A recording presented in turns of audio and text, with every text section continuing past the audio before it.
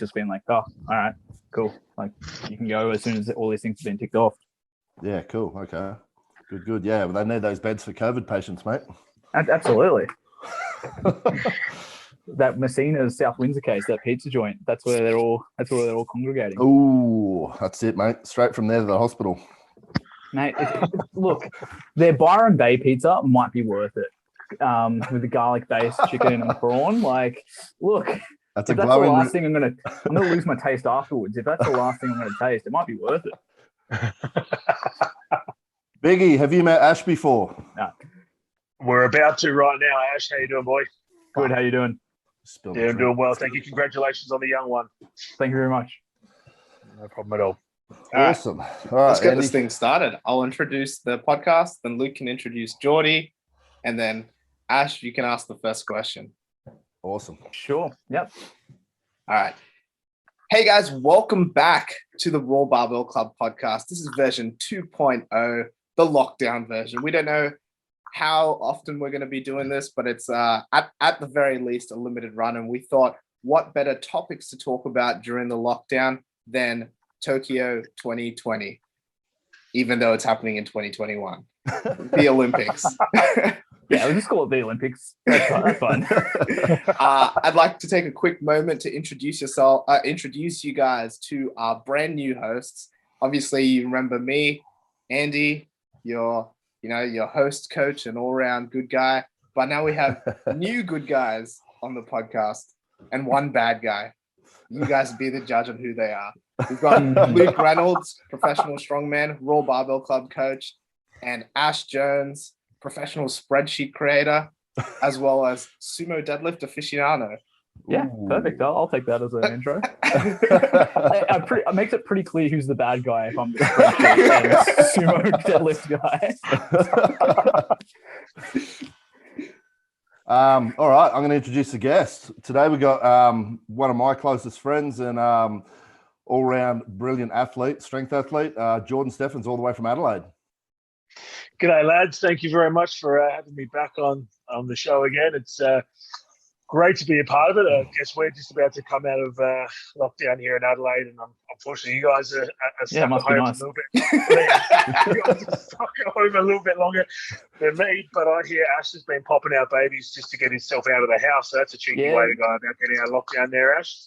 Absolutely. Like, if you need to get something done, like if you have a spare, like 15 to 20 seconds, I advise getting someone pregnant, and it's just really pays dividends in the long run. Oh, you got a PB time there, 20 seconds. Absolutely. I've been trying to wind it down as I go to be more effective with my time, really. It's been a focus of mine. Eat your heart out there. Yeah. Fucking endurance athlete. All right, guys, I'm going to give a quick intro on Geordie's career, introduce who he is. A lot of you guys will remember who he was. He was on the last round of Raw podcasts. And Geordie's actually the guy that introduced me to Andy. So that was quite a fateful meeting. We met at, I think it was Junior Nationals down at Homebush a few years back, wasn't it? And, yeah, that's it. Yeah, 2019? Yeah, it would have been 2019, back when the world was normal.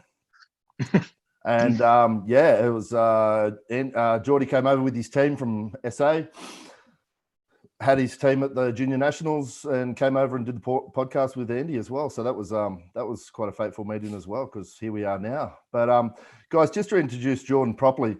So Jordan and I first met back in 2008 at a strongman comp at Dandenong Doherty's gym.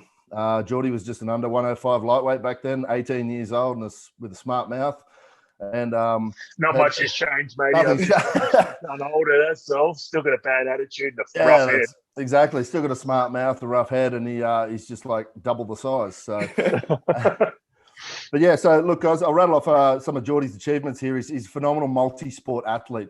He wrestled as a kid and as a teen. He then moved into Olympic weightlifting, and then moved across into strongman, and continued to weightlift, but also was in the strongman world from there.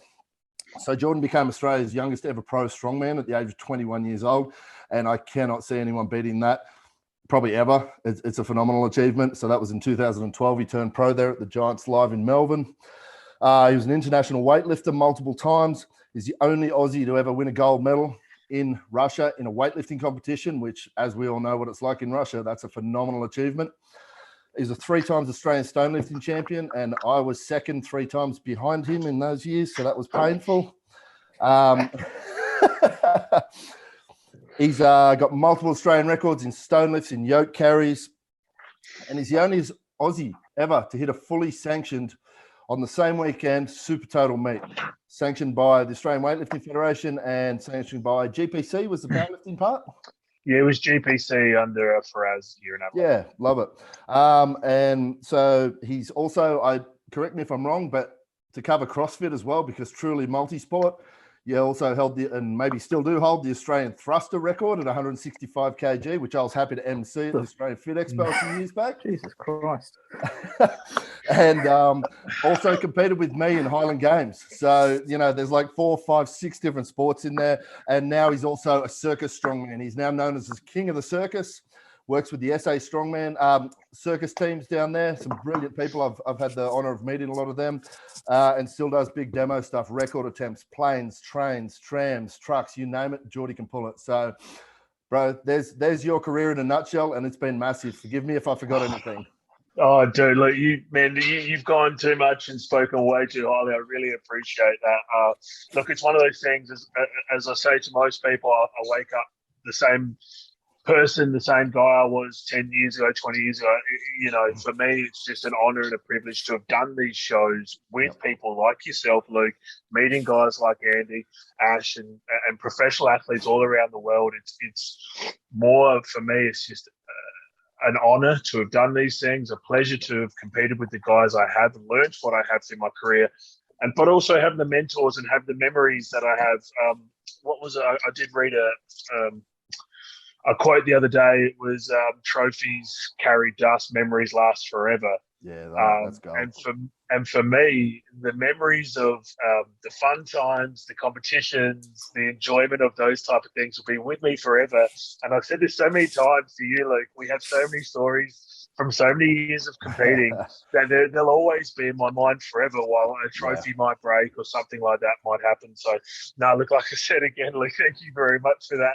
But like I said, most of my career, I've spent most of my time, especially in Australia, competing with you, alongside you. Yep. I think we shared wins and losses many times along the way against each other, which has been great.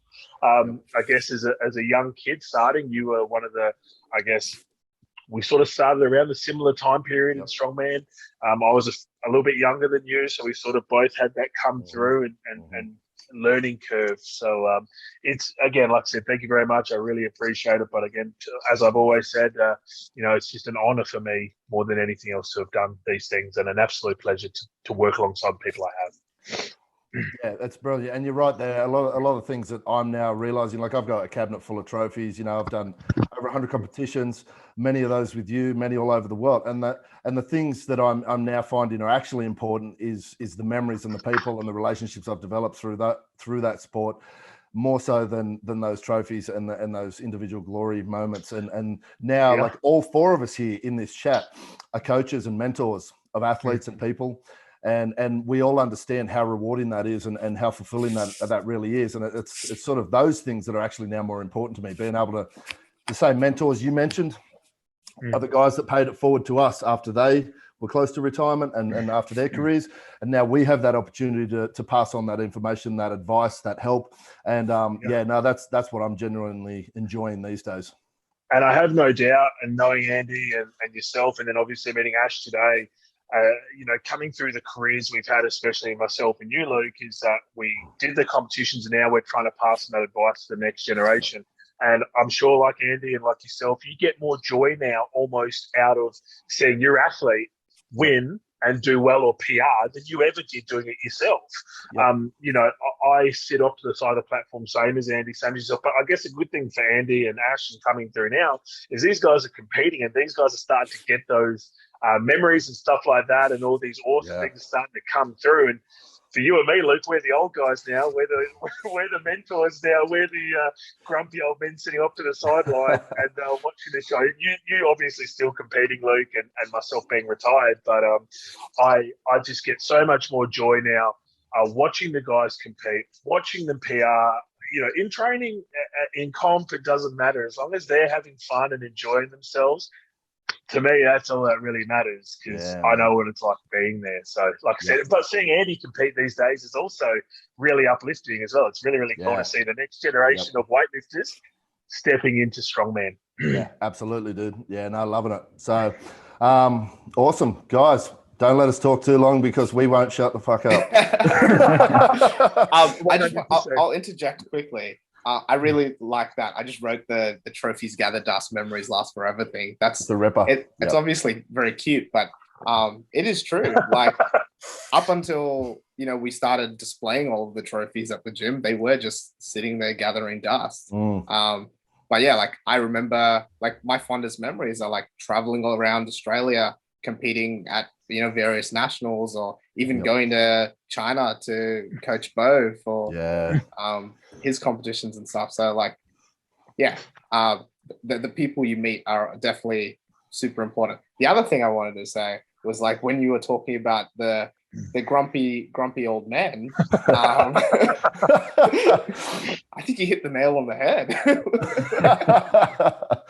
100%. Anyway, we're starting to get to the point where it's funny when we chat.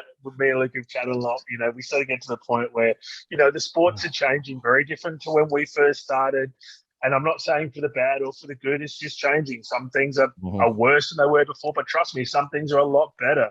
The opportunities for guys to go overseas now is better, especially guys like Luke, who are the top echelon of strongman in Australia, get this opportunity to travel to the Arnolds, to do these types of stuff and go around the world. Not saying those opportunities weren't there in the past, but they're just becoming a lot sort of better for the guys who are good to go do those things. And again, like I said, some things are changing, not necessarily for the good thing either, but that's usually what happens. So I guess for me and Luke, we've seen the sport change a little bit, maybe away from what we necessarily remember it as or like it as. But it's changing for the reasons of society and changing for the reasons of it needing to be different. Not everything can stay the same forever. Nope. It must mutate and must, sort of get to a stage where things change and become better or worse for certain reasons. So I guess we're getting to that point now where we just sit there going, I remember back in my day, we did this, that, and the other. Yeah, that's when I knew I was old. I started prefacing everything with, well, back when, and I was like, damn, I'm actually old now. 100%. We're starting to turn into the guys that we used to sit when we were younger, watching a competition and going, our mentors go, back in my day, and you go, cram it back in your day. We're what matters now. Yeah, the future is now, old man. Exactly right. Love it.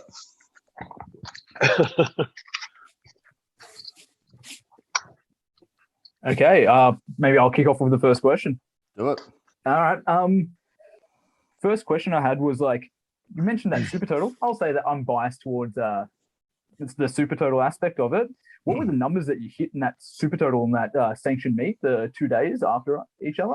Or even twice? So I spoke to Spiros, who runs GPC, and he's like, what numbers do you want to hit? And I sort of sat down going, look, if I can, my goals were to snatch 140, to clean jerk 175, to squat 270, to bench 180, and to pull 300. And I hit all those numbers. And I actually got 6 for 6 in the weightlifting and 9 for 9 in the powerlifting. So I didn't miss a lift on both days. Yeah. But I feel like I was cautious within reason. So I sort of sat the numbers in my mind going, you know what, they're in the shape I'm in at the moment, my all-time PRs, how I'm going to feel over 2 days, not just going, I'm going to hit PRs on both days, because realistically that would be, I didn't think that was realistically. 100%. Just didn't think it was realistic. So I sat down the week before. To be honest, I sat down months beforehand because that's just me, and prepped in my head exactly what I wanted to hit, and those were the numbers, and I was very lucky. So yeah, 140 snatch, 175 clean and jerk, a 270 squat, a 180 bench, and a 300 deadlift over the 2 days. Yeah, how far away from your best ever is that in those numbers? The snatch was 5 to 10 in competition, 145 in training, 150. Clean and jerk was about 7 Ks off. the squat was right on the money. That was around 270, 280. So I wasn't too far off in the squat. Bench at the time, I was pretty not that great, all things considering the rest of the numbers. So 180 was about that as well. I think I was benching around the 400-pound mark, and the deadlift was probably about 20K under.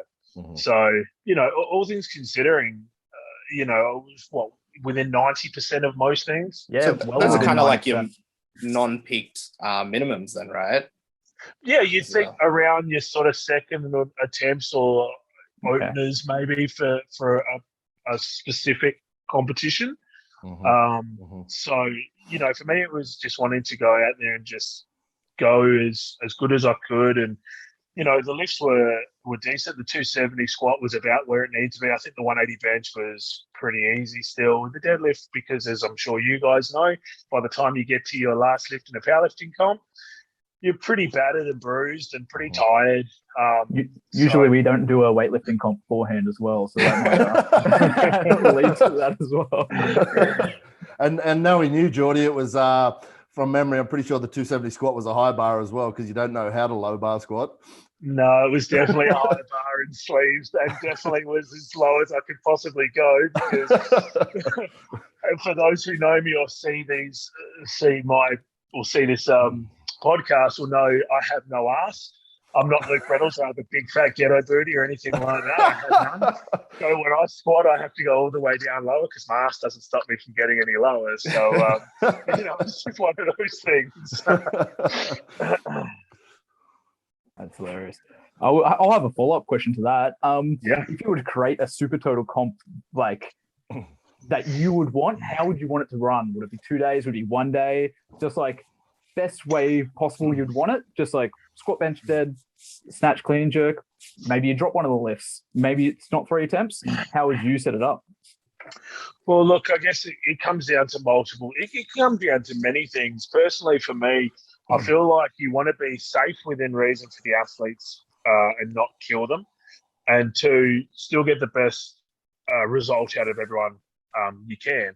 So I guess I'd probably want to go weightlifting on day one, power aspect rather than a strength aspect sport. Sure. You can sort of get that done and still have a little bit left in the tank for the next day. Now, don't get me wrong, anyone that's done a weightlifting comp knows their CNS system is battered after a weightlifting comp. But the powerlifting comp is more lifts. You know, some people might turn around and go, well, you want to get, while you're fresh, you want to get more of the lifts out of the way with on day one. But they're just going to ruin you from day two. Yeah. Max squat, max deadlift, and then go snatch afterwards. Yeah, so, well, mate, your back you'll just never pull a bar off the ground. Yeah. Plus, you'll also you could just imagine what people's clean and jerks would look like after deadlifting the day before. People would start clean and jerking like they deadlift, you know. Imagine, so. Yeah, 100%. Imagine someone like, let's do max bench, and can you snatch after that? Yeah, sweet. Let's do mobility after that. Yeah, everyone's going to be snatching like this. They don't look like Luke Reynolds on a good day. Yeah, exactly. I was waiting for that. Any chance I could do a quick jab on Luke, I'll do my very best. But I'd say weightlifting on day one, powerlifting on day two. Keep all the lifts. Keep all your snatches, all your squats and deadlift. Keep it all. Do your 3 attempts in each. Then you obviously just that would be the sort of the way I'd put it together. It'd be just very simple over 2 days. Of course, you can go down the avenue of having then.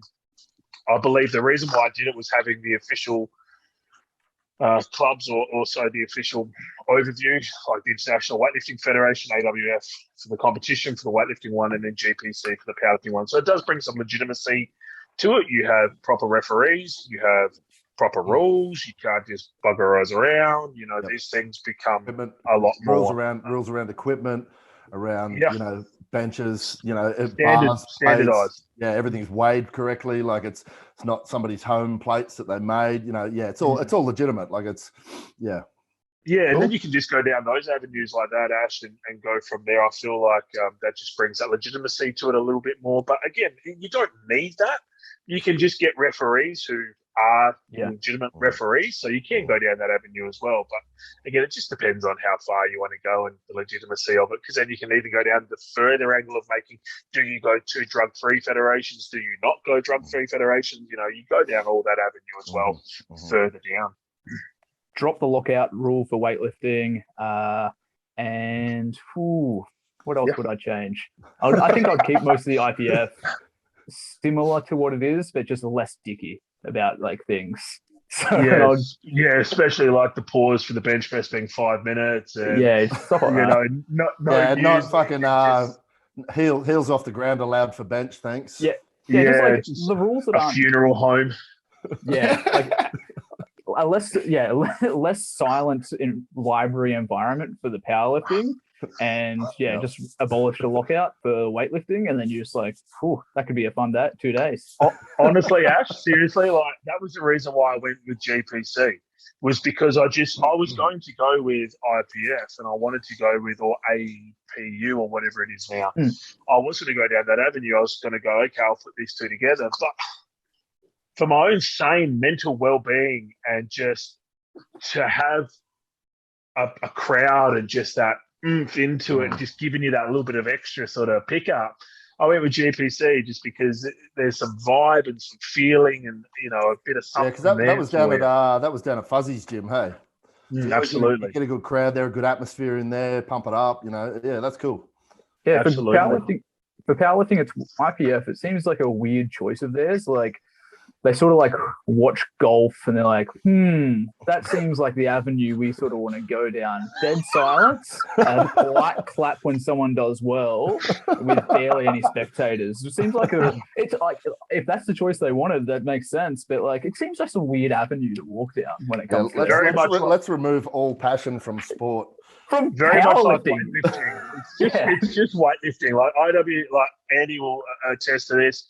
Weightlifting is exactly the same. You go to certain competitions and it is literally more lively than a funeral. Seriously. And your MC is just so boring. And so I remember competitions talking from a young age here in Adelaide. There's a guy here, sorry to ramble on about random stories and stuff like that, but there was comps here, and I love this guy to pieces. Jeff Thompson, one of the best guys, one of the most knowledgeable guys. He saw Arnold Schwarzenegger here in the 80s. He's got actually the biggest collection of strength memorabilia, books, Iron Mind, everything like that in the country. Was an arm wrestling specialist, was a grip specialist.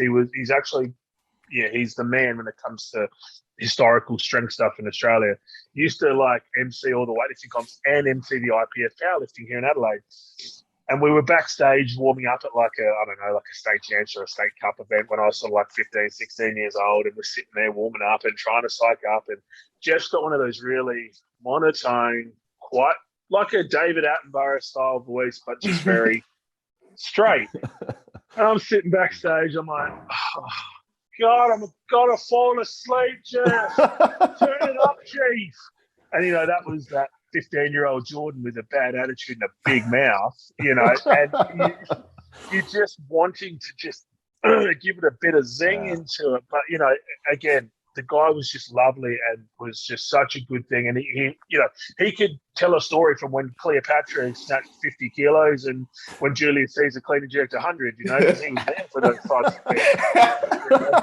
So in one sense, it's great because you've got all those old timers who are affording that knowledge and that, but then you also need the next generation of guys coming through to give that little bit of something behind it. So I feel like if IPF and if Weightlifting Australia definitely sort of give the opportunity to the next generation guys to stop grasping onto it and just stop. A lot of these things. The same happened with Highland Games here.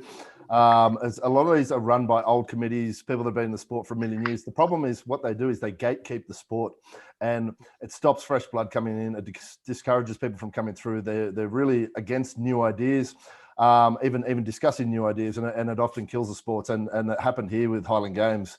The committees were too stiff in their rules, and we lost the Australian Highland Games Championships that had run for something like 100 years at Castle Hill. So, that's a lot of history gone just because they wouldn't budge on a few things.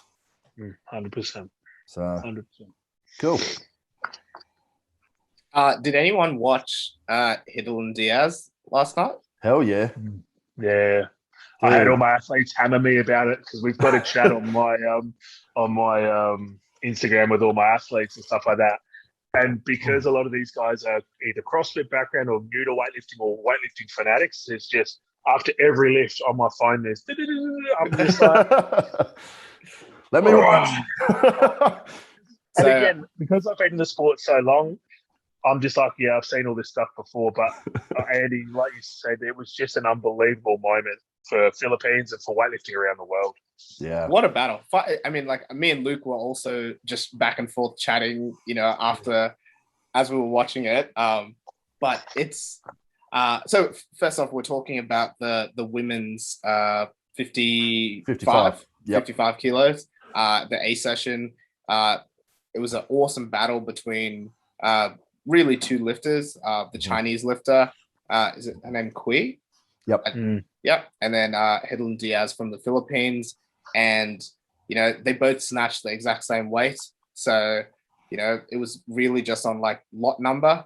And China took a gamble and it didn't pay off because Hedlin came out and hit a clutch lift at the end. 127 kilos, new Olympic world record, I think, as well. Yep. And total. And total record. Yep. So holy crap, what an exciting night. At 30 years old, in her fourth Olympics, never taken gold. Nobody in the Philippines has ever won a gold in any sport. And talk about passion, like she was a perfect expression of joy and passion throughout the whole competition. Like she was just having the time of her life out there. And that's how people should look when they're competing at the top. Just, mate, she'll never forget that. Those memories will last forever. So that's good on her. It's brilliant. I love it. It is really cool. I mean, I think like any sport needs characters of different types. So like obviously Kui, if we were to say it's akin to another sport, would be more like the stoic, like Zadrinas or something. Yep. Whereas, Hedlin was like definitely just like wear her emotions on her sleeve. After every lift, she was like just over the top. When she missed, she was just like, oh well. I'm still having a great time. Yeah. I'm at the Olympics. Like, yeah. Right. And it's amazing when athletes are like that. Some athletes, when they've got that really relaxed sort of attitude, and like you said, this was her fourth crack, and many times an Olympian, silver medalist, Asian champion. She's done everything. She's done it all. And she's going back again, and she will have just let it all hang out. Some athletes, that's when they're at their best, when they just go, you know what? Just go, man. Just go. Let's just go. Let's have some fun. Let's just go out and enjoy the moment, take it all in. Yep. And then when you take that all in, that adrenaline just pushes you all the way up higher and higher. But again, going back to the Chinese lifter or some of the other lifters there, they really have that centered sort of feel to their lifting. Their focus is really centered. They don't let anything outside of them rattle them or bother them, which again is a massive thing too, especially at an Olympics with no crowd. That is just a massive thing that these athletes have to get around and understand. But the tears of emotion after it is just so real, so raw. Raw barbell coaching, raw barbell. Absolutely. Dude, you're 100% right. And to be honest, what she displayed, if you look at it, and it's something you and I have often been like, is we have that ability, Geordie, to flick that switch because we're very experienced now, and we're just ourselves. We'll be like this 2 seconds before we do a lift, and then all of a sudden, bang, it's on. That was her. She was having a mad time, loving it. Suddenly she walks on stage, all business, does the lift. Second the lift's done, boom, straight back out of that zone. And the ability to come up and down in that, that peak arousal and switch it on for that 30 seconds you need and turn it back off. That's experience. That's 16 years at an elite level coming through if you sit there and watch it. 100%. I remember as a kid, Chris Ray, who was one of the guys that was the top Australian weightlifter for many years, he always said to me, once you step on that platform, that is when you need to give it some. When you step off that platform, you need to understand how to switch off again, because if you have that heightened arousal for the whole time, you'll just never be able to do anything because you'll hit through one or two snatches and then you'll plummet for the rest of the day. You'll burn out. Too much anxious energy gets used up and you crash. You see guys do it in strongman. 2 events out of 6. Their highs flying, charging, doing really well. 2 events, they're exhausted. They're buggered because they've stayed up too long. Yeah, it's just one of those things that they learn over time and learn and learn and learn. And it's really cool to see it at a professional level because it's just so much even refined even more. Yep, big time. Obviously, we have 2 Olympians from Australia in weightlifting competing today. So you're pretty excited to see. Well, you have a South Australian first off, but you excited to watch that today, Geordie? Yeah, look. Funnily enough, a few of the guys and girls in the team I've known for many, many years. Erika Yamazaki has been around longer than I have, which is saying something for her longevity in her career, especially she's been at the top her whole career. I've known her since I was 15 years old, and, Australian teams, national teams, I've travelled with her, spent time with her all around Australia, all around the world and stuff like that. So Erika's just one of the sweetest girls. And first Australian woman to ever clean and jerk double body weight. Correct. Wow. Yeah, she is just phenomenal. Again, like I said, something to say about her longevity in the sport, and just as her personality, she is just wonderful. She's just so lovely. When I was up in Queensland training and competing, she was such a big force behind when I was training. She was just lovely. And again, just such a great person for the sport. And to be honest, a great person when she retires, hopefully no time soon, to take the sport even further. And then Kiana Elliot, who myself and Luke know very, very well. Kiana, an absolute superstar, a world junior medalist, the first or the lightest girl to snatch 100 kilos in Australia. Again, just an absolute superstar herself. It's been a rough, tough road for her. She's moved from New South Wales to South Australia, so she's got the best of both worlds. She's got New South Wales and South Australia in her, which is the best. So it's one of those things where I'm so happy to see them both there. Erika I've known for so long. Kiana I've had a lot to do with her being in South Australia. I just hope for the best result for both of them to come out, lift, and then just enjoy being there. I think this is Erika's probably second Olympics. I don't know if she's done one or she's done two. And this is Kiana's first. A lot of talent, a lot of ability, and one of those things where anything can happen. But like I said, as long as they go out and have fun, enjoy themselves, and just enjoy that moment, they'll do fantastic. And for you guys, again, knowing Kiana a little bit as well, I'm sure you guys have been interested to see what the Australian team does as well. Oh, look, I'm excited to watch any of the Australian team, but the main ones, like I've talked to Erika a bunch of times, and she's always been like super. When you meet so I'll tell you a story. Like, I remember the day I met Erika, and I was just like, "Oh, hi, I'm Andy." And she's like, "Oh yeah, like I've listened to your podcast." And I was having like this fangirl moment to Erika, and like she replied with like, "Oh, I've heard like you talk about me before. Like, it's amazing. Like, thank you so much." And I was like, "You know who I am? Wow, like that's ridiculous." It's funny, just on that, Andy. It's funny sometimes you lose perspective on it sometimes, but you don't know who you're reaching sometimes when especially social media, and that you have quite a wide reach, and results in comps and even just kindness you show to people you've never even really met properly. You can be reaching people you don't realize and inspiring people you don't realize sometimes. So it's pretty cool. Oh yeah, she's a phenomenal athlete, but two, she's definitely a phenomenal person. Kiana, I didn't really have much to do with because they live even when they were in New South Wales, they lived on the opposite side of the world, really, to us. Like beaches. North Sydney. Yeah. Just something I want to highlight for all the athletes in the Olympics this year is they've pretty much had to qualify for this Olympics twice, right? Because last year's qualifications didn't carry. They had to qualify last year, have it cancelled, and then re-qualify for this year's Olympics. Is that correct? I believe some of the results go through. They just had to chuck and Andy, correct me if I'm wrong here, as you probably know a little bit more, they've chucked an extra sort of qualification on the end of it just to reach all the standards that they needed to do. So I believe it was still some of the qualifications from the year before, but they just had to do an extra one to get through, unless you're Lasha and you just qualify because you're God's gift to mankind. Yeah, so like the qualification is simple in some ways and complicated in other ways. Oh, Andy, no, it's not. It's the worst thing in history, and you know it. It's pretty stupid. Call it that. The reason I say it's simple in some ways is like you qualify now on your own merits, not on the merits of your country, which I think I'm all for, because it means that countries aren't sending athletes who haven't done the work in. But yeah, like it is complicated. Like forcing athletes in, we're a clean country to do a billion competitions just to earn enough Roby points to make it there. Especially like the weighting points differently for the Roby points. So it's like for countries that don't have teams that are funded, it's more like individually funded, how they're supposed to do these gold level events that aren't particularly like coming up in their country to get the additional points, as well as like they had a lot of good aspects, like you get points derived from how far you are from the top standard, right?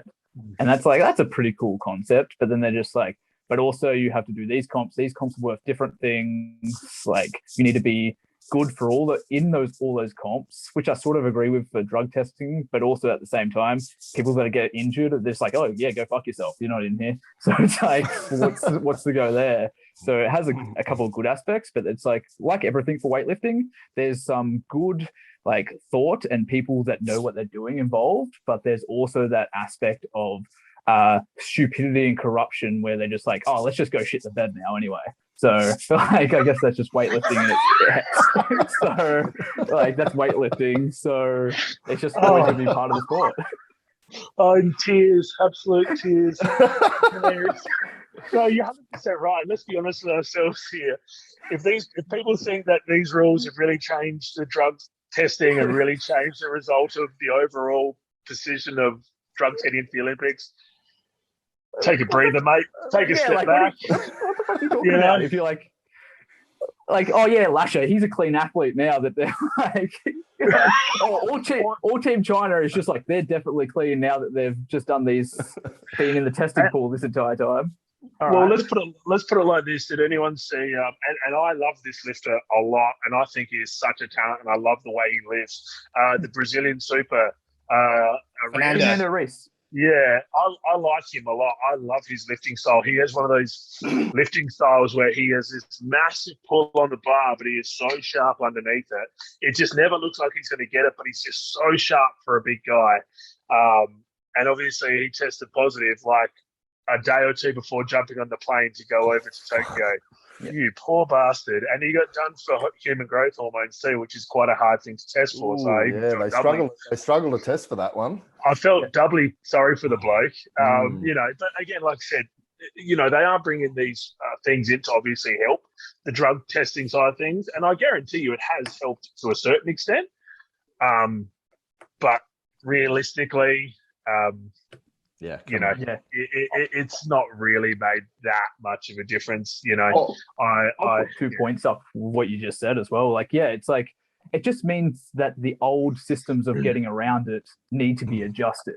So that's what they've really done when it comes to the drug testing. It's just inconvenienced a lot of people to be like, should I take drugs or not? And the second point, I like that you point, like, you love the guy, like Fernando Reis, love the lifter. And it's like, Olympic weightlifting has this weird dichotomy of just like, hey, like they got caught for drugs, therefore there's like it's like this murky, it's sort of okay, but it's like morally bad as well. Like we shouldn't really give a fuck at the same time. To be honest with you, Ash, and I guess as I was saying to Luke and Andy before we came on, no hold bars type situation here. Being in non-drug tested sport and drug tested sport like I have been my whole career, I've had a very unique opportunity to see the behind the scenes of all these types of sports, from strongman through into weightlifting into all that type of stuff. The drug testing thing is fine. They're always going to have that. But you got to understand, they say that the drug companies are about 6 years ahead of the drug testing. That's why they put that 4-year testing theory into place, so they can test 4 years back on their B sample, because they've now caught up with that type of thing. But again, you speak to any athlete who has been tested or tested positive or anything like that, the only reason why they do that is because they know everybody else is doing it. It's got nothing to do with a moral compass of thinking that they're better or worse than anybody else. It's just that has been the state of play for so long. And when you're an elite athlete, and Luke will attest, and I'm sure you guys will attest to it, when you want to be the best, you will do anything and everything to be the best. And if 100%. You know people are doing something like this, you will do the exact same thing because you want to be better than them. That is 100%. The nitty and gritty down to these types of things is, again, I've had loads of conversations, met loads of guys who have tested positive, have been Olympic champions, world record holders, again, as I was saying earlier, these are just moments and things I'll never forget. And, you know, these were things that I got schooled when I was younger. And I hate having this conversation with young athletes because, you know, a lot of young athletes perceive the Olympics and all that type of stuff to be clean as a whistle. And I hate being the person to turn around and just break that. They've seen Icarus, right? On it. Say again? Like they've seen Icarus then, right? Like the movie. Exactly. Required watching. Well, and as Luke knows, I spent 3 years in that country. Yeah. So, you know, I got a very good interest. You know, I've been schooled on the way things were done. I've been schooled on the way things are done here in Australia. Why do you think Australian weightlifting doesn't base himself out of the AIS, you know, and stuff like that? There's a whole lot of things that come into account. And is it because they got kicked out for drugs in what, the 80s? You know, there's a reason why our weightlifters are not top 5 in the world like they used to be. You know, and it is the way it is. That is life, and that's the way it works. And, you know, it's one of those things where I believe it's going to be the talking process and the talking thing for years and years to come. And I could rattle on about these types of things for years and years, just of all the things I've heard and seen and been, you know, privy to by being an elite athlete and a weightlifter. Mm-hmm. So, you know, I feel like it's a bit of a down, but, you know, at the same time, it is what it is, I guess. It's just a reality. It's not necessarily, obviously, excuse me, a good thing, because it's not, but it's just a reality, and people are quite naive. And like you said, we're kind of privy to the inside of things more than your average person, so we have a greater understanding of it. But yeah, it's just a reality, unfortunately. Yeah, I think it's always going to be that weird, like, when there's that naivety, it's a that's when that moral ambiguity comes into it, and that's what taints it for me. When I like talk to people about it, it's just like, oh, that person got caught, therefore they're bad. I'm like, what the fuck? Who are you talking about? For example, like Ricky Gerard in CrossFit, like he got popped, therefore he's the enemy of CrossFit now. What sort of what's this double standard that's only grows due to the fact of the naivete and the double think of like, oh yeah, everyone's here's clean, but what would you do to become the best? Like, right. And also, how about the perspective of a lot of people sitting at home going, oh, this person is a bad person because they use some gear to succeed at their sport, but they're sitting at home using illicit drugs or, you know, cheating on their tax 100%. Or whatever the hell else they're doing with their moral compass and casting dispersions on somebody who just tried to be great. Like, yeah, there's a big skewing of reality there for people, and I think they need to stop throwing stones in their glass houses. That's 100% what I was trying to allude to. You just said it like heaps better than I did. Yeah, just like the morality of this. That's where it gets like, well, like how are they a bad person? Like because they got caught. It's the person behind it all. Like, you know, there's loads of good people that have done what they've done to be the best, and there's a lot of knobheads that have done the exact same thing to be the best, and they're put in the same washing machine in the same bucket. Right, exactly. How is that right? And like Luke said, should guys be taking drugs at the Olympics? No, it should be a clean competition. It'd be fucking awesome if they just let it go wild, because goddamn, you'd see some huge things. But at the same time, health and well-being and all that type of stuff, you do want a level of health and well-being. And then people go down the avenues of, would you run a non-drug tested Olympics? And then you look at the positives and negatives to that. And that's another conversation everyone has. You know, if you could regulate the drug use, is that something you go down? Because one, it'll mean guys will, absolutely, guys will have a sort of level of where they can go between. Everyone knows everyone's using, but you have a way to somehow distinctly go, once you go past this level, that's too much or too less. And in strongman, as me and Luke understand, there was probably maybe 10 years back, there was a fair few guys that were starting to get very sick, and a few guys passed away, and it was sort of one after another. And then I remember one of the guys, one of the top promoters in the world, telling a lot of the guys to slow down, to stop taking so much. You just don't need to, because the biggest fear was guys would start dying on the platform. Yeah. And that's one of the things where if you don't regulate it to a certain extent, it then becomes very dangerous and becomes very scary. On the strongman one, to step away from the Olympics at the minute, on the strongman one, the fault had to lay with the promoters, because for about a 10-year stretch there from the mid-2000s through to the mid-2010s, it seems to have leveled out a little bit now, even though the sport seems to get more insane each year anyway. The promoters, every single competition, just kept putting the weights up and up and up and up, and expected these athletes to just be able to not snap and not break in half. And when athletes broke, they forgot about them quickly and said, well, fuck off, there's a new guy coming behind you. I didn't give a shit. So the guys went harder and harder and harder to get stronger, and they did. And the problem was the athletes actually met the challenge for the most part. You probably had 90% of the guys went, well, fuck it, we'll just go harder because we want to be great. So they actually handled the weight. So the promoters went, well, it's obviously not heavy enough. And it just kept going for 10 years. It just did this bloody skyrocket where the standard increased infinitely. But the fault has to lay with the promoters there, because they kept pushing the athletes to be better. What are the athletes going to do? They want to win. They have to go with it. Absolutely, and the usage will get more and more and more because they need to. The injuries got worse, and like I said, we lost a few guys through that period of time due to bad health, and it was one of those things where I think it started to get quite scary. I remember a guy in England had a heart attack, and he was like my age at the time, and I think he was like he was. I was at I think it was UK's junior strongest man. I think had a heart attack. 23 years old, big lump. Had a heart attack on the field in front of thousands of people. Yeah, I think it was Loglift. He just passed away in front of everyone. Sure at that same comp, a guy snapped his femur as well. I'm pretty sure that comp. This was around that time. That was a fucking disaster. Yeah, Thor was about 210 kilos body weight, and I remember when he came here, Colin was like, "Dude, slow down." Yeah, because he was only about 25 himself at the time. He'd suddenly he'd gone from being, okay, this is this new guy, to holy shit, he's flogging everyone, but he's enormous. It was crazy. You had Mike, Big Mike passed away during that time.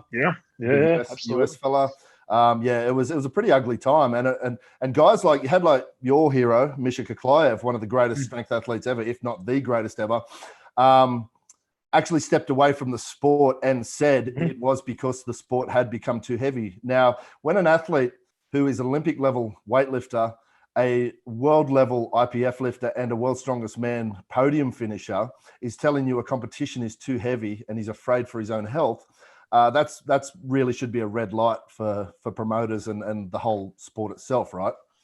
Yeah, I'll good point as well on that is it turns into less of a sport and more of a filtering process for who can tolerate the intensity of both training and drugs. So let's just, we can give that period a strongman. We can parallel that with the 80s for weightlifting, right? So what is the way to succeed in these sports when you just try and keep on pushing? It's who can tolerate the most amount of drugs and respond to it, and who can do the most specific training to break them to get to that point. So the Bulgarian, that's the Bulgarian method for weightlifting. So when people are advocating these sort of things, they don't realize that you're not seeing the best athlete. Well, you are seeing a version of the best athlete, but what it really is who can tolerate ridiculous amounts of drugs, recover from it, and who gives a shit about all the people that fell by the wayside to get there. So it's not and it's also one of those things that it's when it's all over and done with, when you're finished, when you're retired, where are you and what are you when you're done? What type of shape are you in when you're done and dusted? And again, as Luke said, the promoters don't give a rat's ass. They do not care. Once you're off the burn, you're out of there. There's always someone else coming through. And I say this to a lot of people, when you're done and dusted from your career, when you look back on your career, where are you going to be? Are you going to be happy with what you've done? Are you going to be regretting everything you've done? Where are you going to be and what are you going to do? Like competition, as we were saying about before, trophies, gather dust, memories last forever. This almost brings everything back around again. When you look at your career, when you're done, are you happy with where you've been and what you've done in your career? You shouldn't be thinking about, you obviously when you do a competition, you want to be at the best level possible. You want to, you want to inspire, you want to, make yourself worthwhile to the promoters because that will get you back to doing more competitions. You do need to understand that you need to push yourself, show how good you are for a promoter to want you back again. That's just the way that works. But to the extent of, like you said, between 2000 2010, where the guys were just getting injured left, right, and center, it becomes a point where you've just got to understand what your body can handle. And again, the best guys in the world are always going to want to push themselves because that is a athlete's mindset. And, they're always going to be wanting to push themselves past what they know to the level of, what we're almost seeing today, where things are just so extreme. Yeah, it's absurd. Yeah, absolutely. I think the conversation we're having is a really cool one, because what we're exploring is basically why it's so weird for us to celebrate athletes' greatness, but at the same time demonize, some of our perceived slights, basically. Like, because really, when an athlete tests positive and is banned, the social consequences are much greater than the actual penalties imposed by, the IOC or the sporting federation. Mm-hmm. And those penalties are different pending different athletes, pending different cultures. So let's just talk, I don't know, Lasha, still a god, my man, got tested, got popped like ages ago, right? Justin Gatlin for the sprinter. Was it Justin Gatlin, the sprinter, who got booed every time he walks onto the track? Like he paid he did the same thing. Like he took the time off. What was it, 4 years? And he got paid his dues. Again? Yep. Paid his dues. I think he took 8 years. So out of his sprinting prime to come back to the Olympics to do what he could. I think he got what seconds against Usain Bolt at the something like that. Yeah, so drags himself back to second place against the greatest sprinter of all time. Yeah, and people can't see past his fuck him. He's an asshole. Let's put him up there with fucking child molesters. Like, shut the fuck up. The dude did his time. He paid the penalty. Do you understand what it takes to drag yourself back from that then to be one of the greatest ever again? Like, fuck. Yeah, exactly. So it's just like such a weird difference as well. But like, I don't know. Like, Lash is a god. He's gonna he's gonna hit 500 total. Yeah, I want to see it. Awesome. But also, Elia's piece fell by the wayside for some people because he got popped, but it was really because Kazakhstan didn't pay their fucking bribe money. So they're like, fuck that guy. 100%. That is exactly what would have happened. Somebody had to take the fall for the sport, and unfortunately it was him. But you're 100% right. It's one of those things where a lot of young athletes will ask me my thoughts on athletes that go positive and my thought process on it. And I'm plain and simple. I just go, look, if they test positive, that's fine. They get popped, they do their time, admit they've done the wrong thing, and then move on, come back, be better than before. Yeah. It's the guys that go out and go, no, I didn't test positive. My mom put a tablet in my juice or blah, blah, blah, blah, blah. There was a burrito I ate. Exactly. Tainted horse meat in my burrito. Right? They're the ones that give me the shit. They're the ones that irritate me. Those burritos, for God's sake. Like, what have I been eating this whole time? Is that like... Well, you're gonna try keeping them in. You always chunder them up halfway through your deadlift. And then, euros before deadlifting, there's a trooper right there. Oh, God. It's just one of those things where I believe if like anything, if you do the wrong thing, cop it on the chin, be a man about the situation, move on to the next thing, and then come back better. Don't just, whinge a bitch about, I didn't do this, I didn't do that. You did do it. Cop it on the chin. Come back. Be better. When recalibrate, go again. Because you could become that story and that moral compass for athletes that are coming up and go, you know what, this guy did the wrong thing, but he's actually got the balls to come back and go again and be the best he can be coming back. So there is that both sides of the aspect, I guess. 100%. And just to step away from this a little bit, but also sticking with that champion mindset, which we've all seen this morning, I assume you did too, Ash, was the Filipino 55 lifter that took the gold. Barbend put up that interesting footage of her this morning 1 year ago in lockdown in the Philippines, training with a broomstick with her coaches in an apartment, I assume high-rise apartment, because she was in lockdown, with bands and like gym bags hanging off the end of her broomstick to do front squats as resistance. And a year later, she's the Olympic champion. And we got people that just sitting around going, oh, I don't feel motivated. I don't want to do this. I haven't got that, but I've got some equipment there. Or, it's like, what's really stopping you? There is nothing stopping you. The Olympic champion trained with a fucking broomstick. Mm-hmm.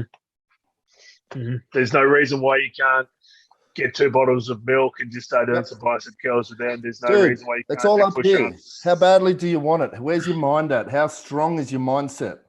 Absolutely. You look at most of, especially the European countries and stuff like that, and the Asian countries, where they get given very little and they work their butt off, but at the end of it, they get given a lot right at the end when you succeed. And that's just a massive thing that people need to understand. And it was such a cool piece of footage. It really was cool, because I hope that resonates with people coming through, because it's just, the world we live in is a very different place, but a champion's mindset is still a champion's mindset. Mate, champions are made. They're not born. People aren't just born and suddenly they're a Lasha or a Usain Bolt. Yes, they have genetic advantages over others, but a lot of people come from, Ash and I discuss this often, and also Andy, and well, even me and you, Biggie, but like what goes into making a champion. And it's like, opportunity is one thing, but also that mindset. Like a lot of the best champions in the world have come from hard countries where they don't have a lot of opportunity, but they have a hunger there, because like you said, if there's just that 1% chance they could make it, they might be able to drag themselves and their family up out of poverty and be something. Whereas in the West, it's like you can literally do nothing in life and walk down the road to Centrelink and still be able to not live on the street. Like we really don't know what hardship is, and that's a big one when it comes to mindset. I would double back and circle back to the drug thing as well. Like when they say, "Oh, you're a drug cheat, therefore you weren't willing to work hard." Look, what the fuck are you talking about? They just did what is this assumption that if you're doing this, you are less inclined to do the work? Yeah, you must have a shitty work ethic. They do it so they can do more work. Yeah, exactly. Yeah, 100%, dude. Like people have got it skewed, and we're not saying that. Just as a disclaimer here, everyone, we're not condoning drug use in drug tested competitions. No. That's out and out cheating. But we're discussing the mindsets behind why people would make those decisions and the perception of it. Yeah, exactly. I think that was a very important disclaimer, Luke. Thanks for doing that. Just because. Yeah, like we're discussing this, and it does kind of sound like we're just like, do drugs, kids. For all those kids out there, Yeah, be a discerning buyer with your drugs. Yeah, the younger you start, the better you're gonna be. I assume we have a lot of Thai coaches watching this. Like, I knew this is what we're meant to do. You pull them out of first grade. You give them a couple bits of D-bol, send them on their way. Get them into cliff snatch and clean and jerk. Equal success. That's the recipe. We just gave away the secret. Oh, sorry, guys. I'll tell you a story from when I was overseas. I was in Russia at the time, and we were just doing probably the first tournament there. And I was chatting to a few of the guys, and they had tested positive from the previous Olympics. The 4-year test had just come back and had gone positive. And we were sitting in one of the hotel rooms with one of the guys, and we were just chatting about a few things. And we go, well, the IWF or one of the federations, it might be the IOC or something like that, were like, we want you to give your medals back. And the guy, we're just chatting about it, and he's sitting there looking at me. I'm like, you going to give your medals back? He's like, mate, they can come get it if they want it, but they're not going to come get it. I'm like, fair enough. Fair enough. The guy, thick Russian accent, broken English, he's like, if they want to come to get my medals, they can come get it. I don't think it's worth risking your life to walk up that driveway. No, fuck no. It was one of those things where I sat there just going, wow, like this is a guy that understands that he worked harder than anyone to get that medal. And he's keeping it. And it was funny. He's like, I don't have to worry anyway. They're not even going to get him in the country anyway and try and take it. You got stopped at the gate. I guarantee you, from what I gather, some guys did try and come to the country and they just stopped them at the airport and said, "Not happening." Yeah, I guess box. counter to that though is like there is that person that was maybe second or. Like, let's be realistic. In this case, probably 6th place. That was clean, and that person potentially missed out on the opportunity of standing in front of everyone on the podium because which is devastating. It is absolutely So we actually devastating. saw that with one of our athletes recently, Bo, right, Andy? Yeah. Bo missed out on a World Masters Games medal, third place medal, because someone in a Masters competition was doping and tested positive, and he got a retroactive medal.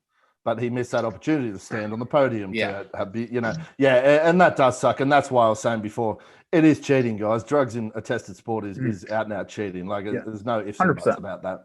And I know we want to move away from this drug conversation because it's a big one. Ash is shaking his head. I'll keep on talking about this. You know what, though, Andy? This is important because so many people avoid this conversation. I think it's an important one to have. Yes. I think a big reason why there is that social consequence is because of the Western world not doing it that well in the 80s. But like seriously, like I'm not 100%. The Western world didn't do it that well. So we created this propaganda program, and then we put Arnold Schwarzenegger at the top of it for some reason. For clean sport, and we're like, this is how sport needs to be done. We're going to demonize anyone that is on the gear, and it all started in America.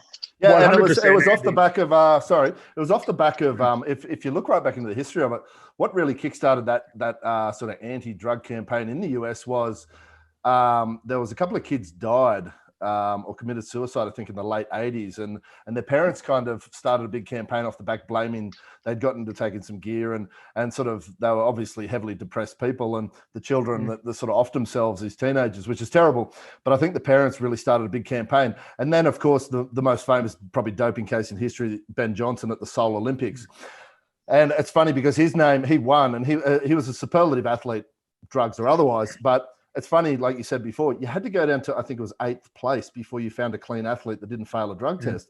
But it's only Ben Johnson that everyone remembers is the bad guy because he was the gold medal winner. But it was really that late 80s when it really kicked off and became this huge sort of specter looming over the West. And, it's interesting when you look back at history like that. And it's one of those things, like you said, Andy, some of these guys, they miss out on that moment of being on the stage and being in front of thousands of people, millions of people around the world and getting their opportunity to receive a medal. And that is huge. That is probably the defining thing for a clean athlete that they miss out on. I'm sure there's more than we could ever imagine who don't get that opportunity, who deserve that opportunity, and reality sucks sometimes, and we all understand that, but again, it's one of those things where we don't live in a perfect world. We all do what we can where we can, and as you said, a drug tested sport is a drug tested sport. It should be clean. We'd love to see it clean. I would love to see it clean. It would be a great day if it could be, but I believe in the future there needs to be a lot more talk like what we're having right now, between coach to athlete, athlete to coach, athlete to average puncher on the street, pro athlete to the senior athlete. This conversation needs to be more and more so people are more comfortable in understanding the situations going forward so things can be made better. Instead of like the attitude of let's just pretend drugs don't exist. Well, they do fucking exist. So stop acting like a child.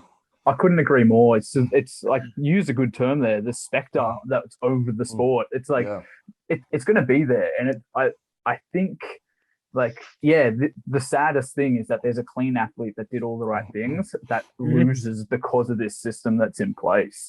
So, but ignoring the fact that drugs work doesn't really help. Like, ignoring that drug tested isn't drug free. Not having these conversations and sweeping that under the carpet is far more detrimental to those people than the individual that got caught and demonizing them. It's like, clearly it didn't work. Don't hate the player, hate the game. It's pretty much like, it's not working. As an example, like if we look at, obviously we have had in the past an issue with, things like domestic violence, domestic abuse, sexual assault, all of those things.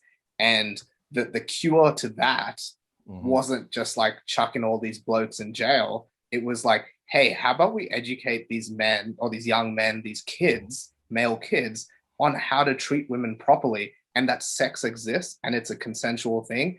And then that is what's going to fix that problem. It's the same. And I know it's a very weird step from this to drugs. You're talking about taboo subjects, Andy, and instead of pretending they don't exist, we need to open discourse on them and discuss ways to solve them. Another one I'll throw in there is sorry, go on. I'll come back to it. I'll remember in a second. Yeah. basically, basically what I'm saying is like, let's have these conversations around school sport. Let's have these conversations at a young age. Yeah. You know, saying like these things exist. These things do work, but you know, it's a choice where, you know, there's going to be some consequences with your health, with whatever, you know. I love what you just said. It's a big thing, matey, where I feel like it's a generational thing too. Generations pass down to generations and talk about things more and more. Myself and Luke and chat about the things we got passed down from people before us and passing down to the next generation, just being open and talking about these things. This conversation can open up into a million different aspects. You can, opens up in the aspects of males talking about their issues, you know, being able to open emotionally and that type of stuff. Well, actually, that reminds me. That reminds me what it was. Before I forget. Buddy, that's all right. No worries. I retired ages ago. Sorry. Damn it, cancel the podcast. PTSD. And it's funny because we were talking yesterday just briefly about Grant Edwards' book, Strongman. So Grant Edwards is one of the greatest Australian strongmen ever, holds records in train pulls, which is a record Geordie's chasing.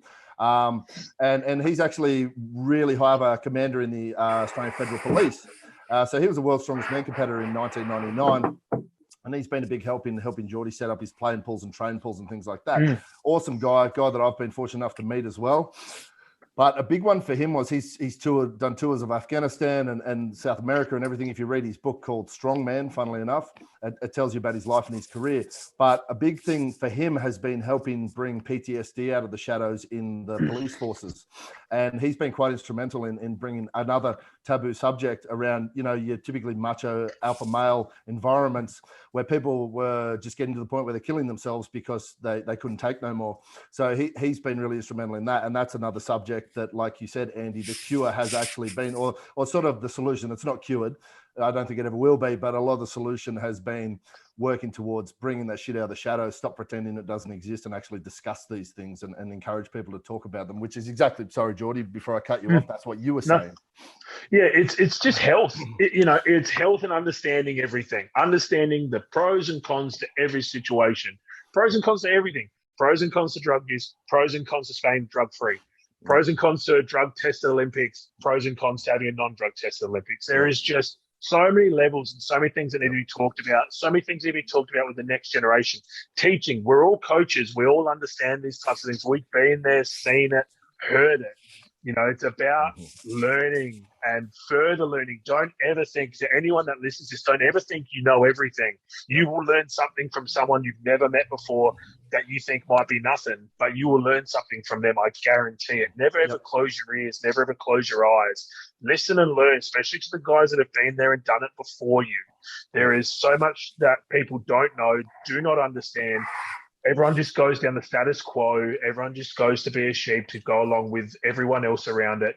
You know, open up. And this is to athletes too. Open up and be comfortable talking about things.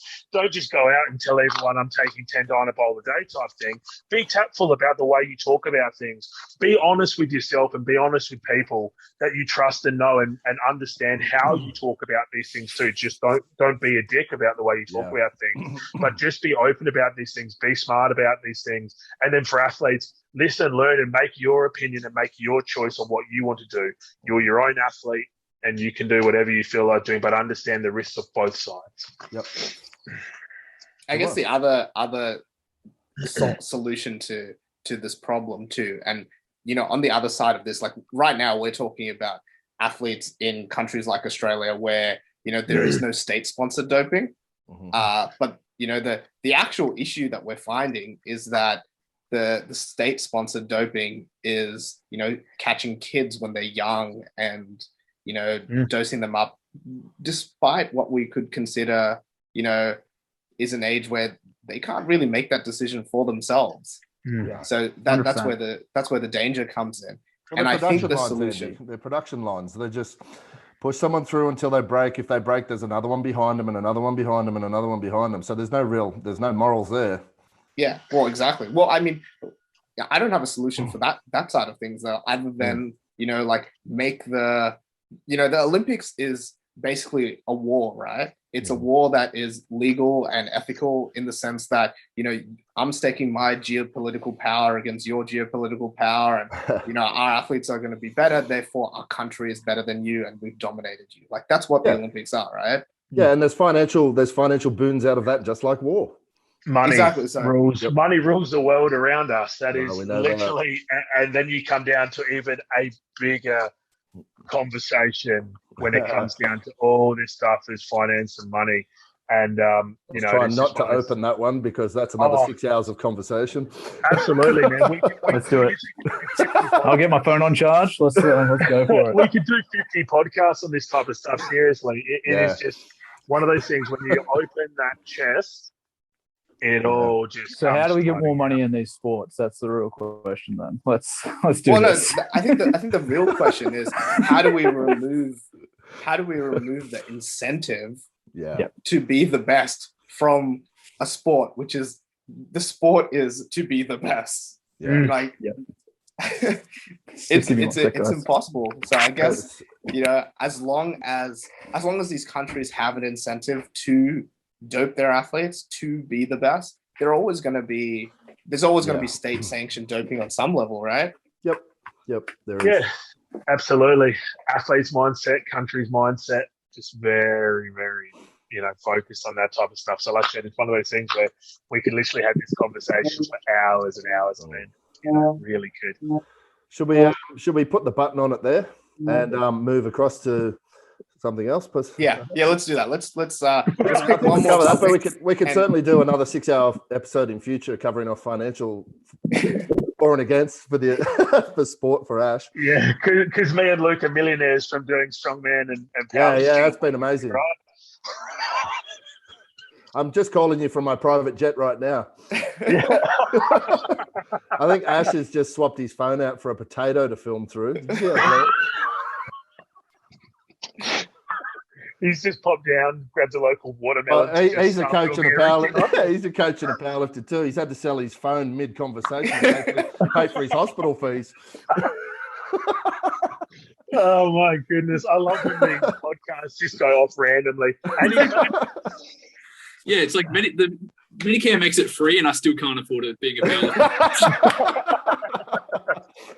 powerlifter. Guys, stay on the Olympics. Let's talk about Lasha. 220 snatch in the training hall yesterday and 255 for 2 reps, clean and jerk. I mean, he's just playing with us. It's not even funny anymore.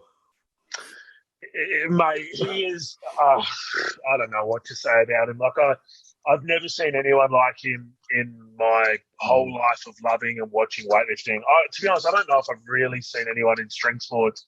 Zadrunas, probably, if you compare him into like a sport just solely on one thing. Yep. Zadrunas maybe in strongman. Yep. But Lasha's starting to do things that are not of this world. Like, I know a lot of people want to see a 500 kilo total, and I did a video on this a while back. I want to see a 500 pound snatch. Yeah, that's what I want too. Look, I feel like, and I've had this conversation with Luke before and a whole lot of the other guys, my honest opinion, now with Fernando out from Brazil, he has no one to push him. Even the Brazilian wasn't going to push him anyway. So I'm going to put a big downer on this conversation already because I'm a prick like that. Is that I feel like he will get the win on his opener. He will go for, he'll open around that 210, 215. If his coaches really just want him to get the gold, he might even start less, but I doubt it because then it's just too light for him. for him to hit a 227 or a 230 snatch, I feel like he'd have to open over 215. He'd have to sort of go into the 220s on his second and then have to go to 230 on his finish. And then what people have got to understand is then he's got to back that up again in the clean and jerk. So he's then got to do another PR, which is, 270, but he's got to back that up again after doing such a huge lift. Yeah. What people don't understand when you get to this level, it's not linear anymore. It doesn't just like you do this number and it equates to this number. It just doesn't work like that at that level. Programming for him, I can only imagine his coaches would just have a shit sandwich of a time because he's just so good. It's hard to program for someone so goddamn good.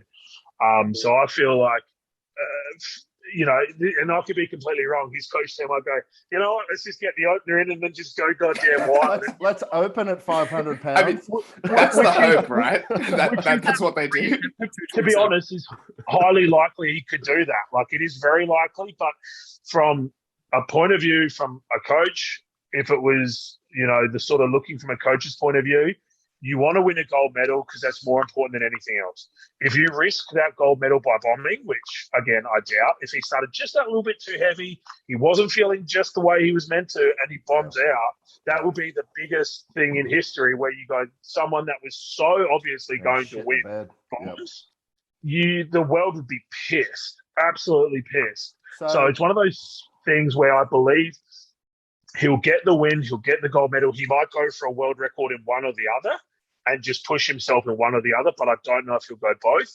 And I feel like it'll be maybe world championships, European championships where the stakes aren't quite as high. Seems like a likely pace to go for a world record because he can just go and no one gives a rat's ass. And it's funny, when somebody turns around and says worlds and European championships are a lower standard, he doesn't give a rat's ass. It's an interesting way to look at it as how good someone really fucking is. Well, I guess it also depends on what his financial incentives are for breaking records. Because That's a really good point. If he gets paid per medal, the medal, but then also per record, maybe he does just go for it anyway, right? Yeah. Well, slow little increases over periods. Adrunas did this for years. It's like just like 1 kilo at a time. Did little jumps every time because it was 50 grand or 10 grand each time. Why would Lasha just jump to 230 when he probably goes 230 probably be my limit and I'll never get anything after that? Why wouldn't he just go 225? Because in my mind, a 225 seems like a reasonable one because he's got all the three reps on the bar. That's the current record, 225. He did it in training. In training. Yeah. So, but see, like he doesn't have to go 225. He can go 222 and break his snatch record, right? Yeah. His Olympic, his world record. World record. 100%. Yeah. You see it all the time. It's just like, they get money for a world record. I will break it by 1 kilo. So next competition, I'll break it by 1 kilo again. Yep. Yeah, I don't think a lot of people understand that concept actually. So just for our adoring fans out there to bring you up to speed, especially European countries and especially in your Eastern Bloc European countries, there's because titles and records and that it brings honor to the country and international attention and financial incentives.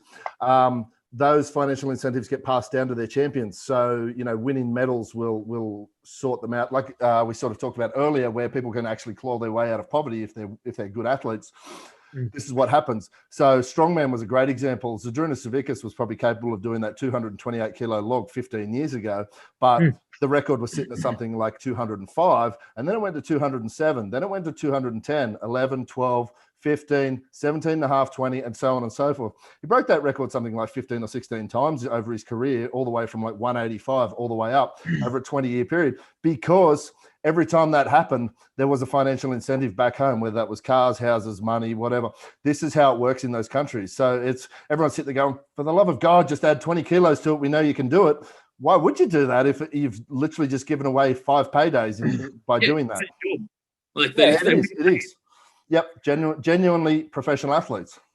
Yeah, and that's a comparison you can make between Zydrunas and Lasha being that far ahead of everybody else. Right, Zydrunas is not being challenged by anyone for that log lift, to be honest. You'd have 1 or 2 guys. Mike Jenkins popped up, Misha popped up, and they gave him a nudge in the right direction to push him that little bit more, but not enough for him to really have to go Well, he never had to excess of push. He'd just fucking- go, oh, okay, I'll add 2 kilos and win the comp anyway and still get a record and a payday. Like, Yeah, and I feel like Lasha's at a point now where, and I feel like it's just, it's shit in a way, but he is so much better than everyone else. I feel like, unless, because Gore, the Armenian, isn't there because he wasn't selected, they picked Matarossian in the class below the 109s. Yeah.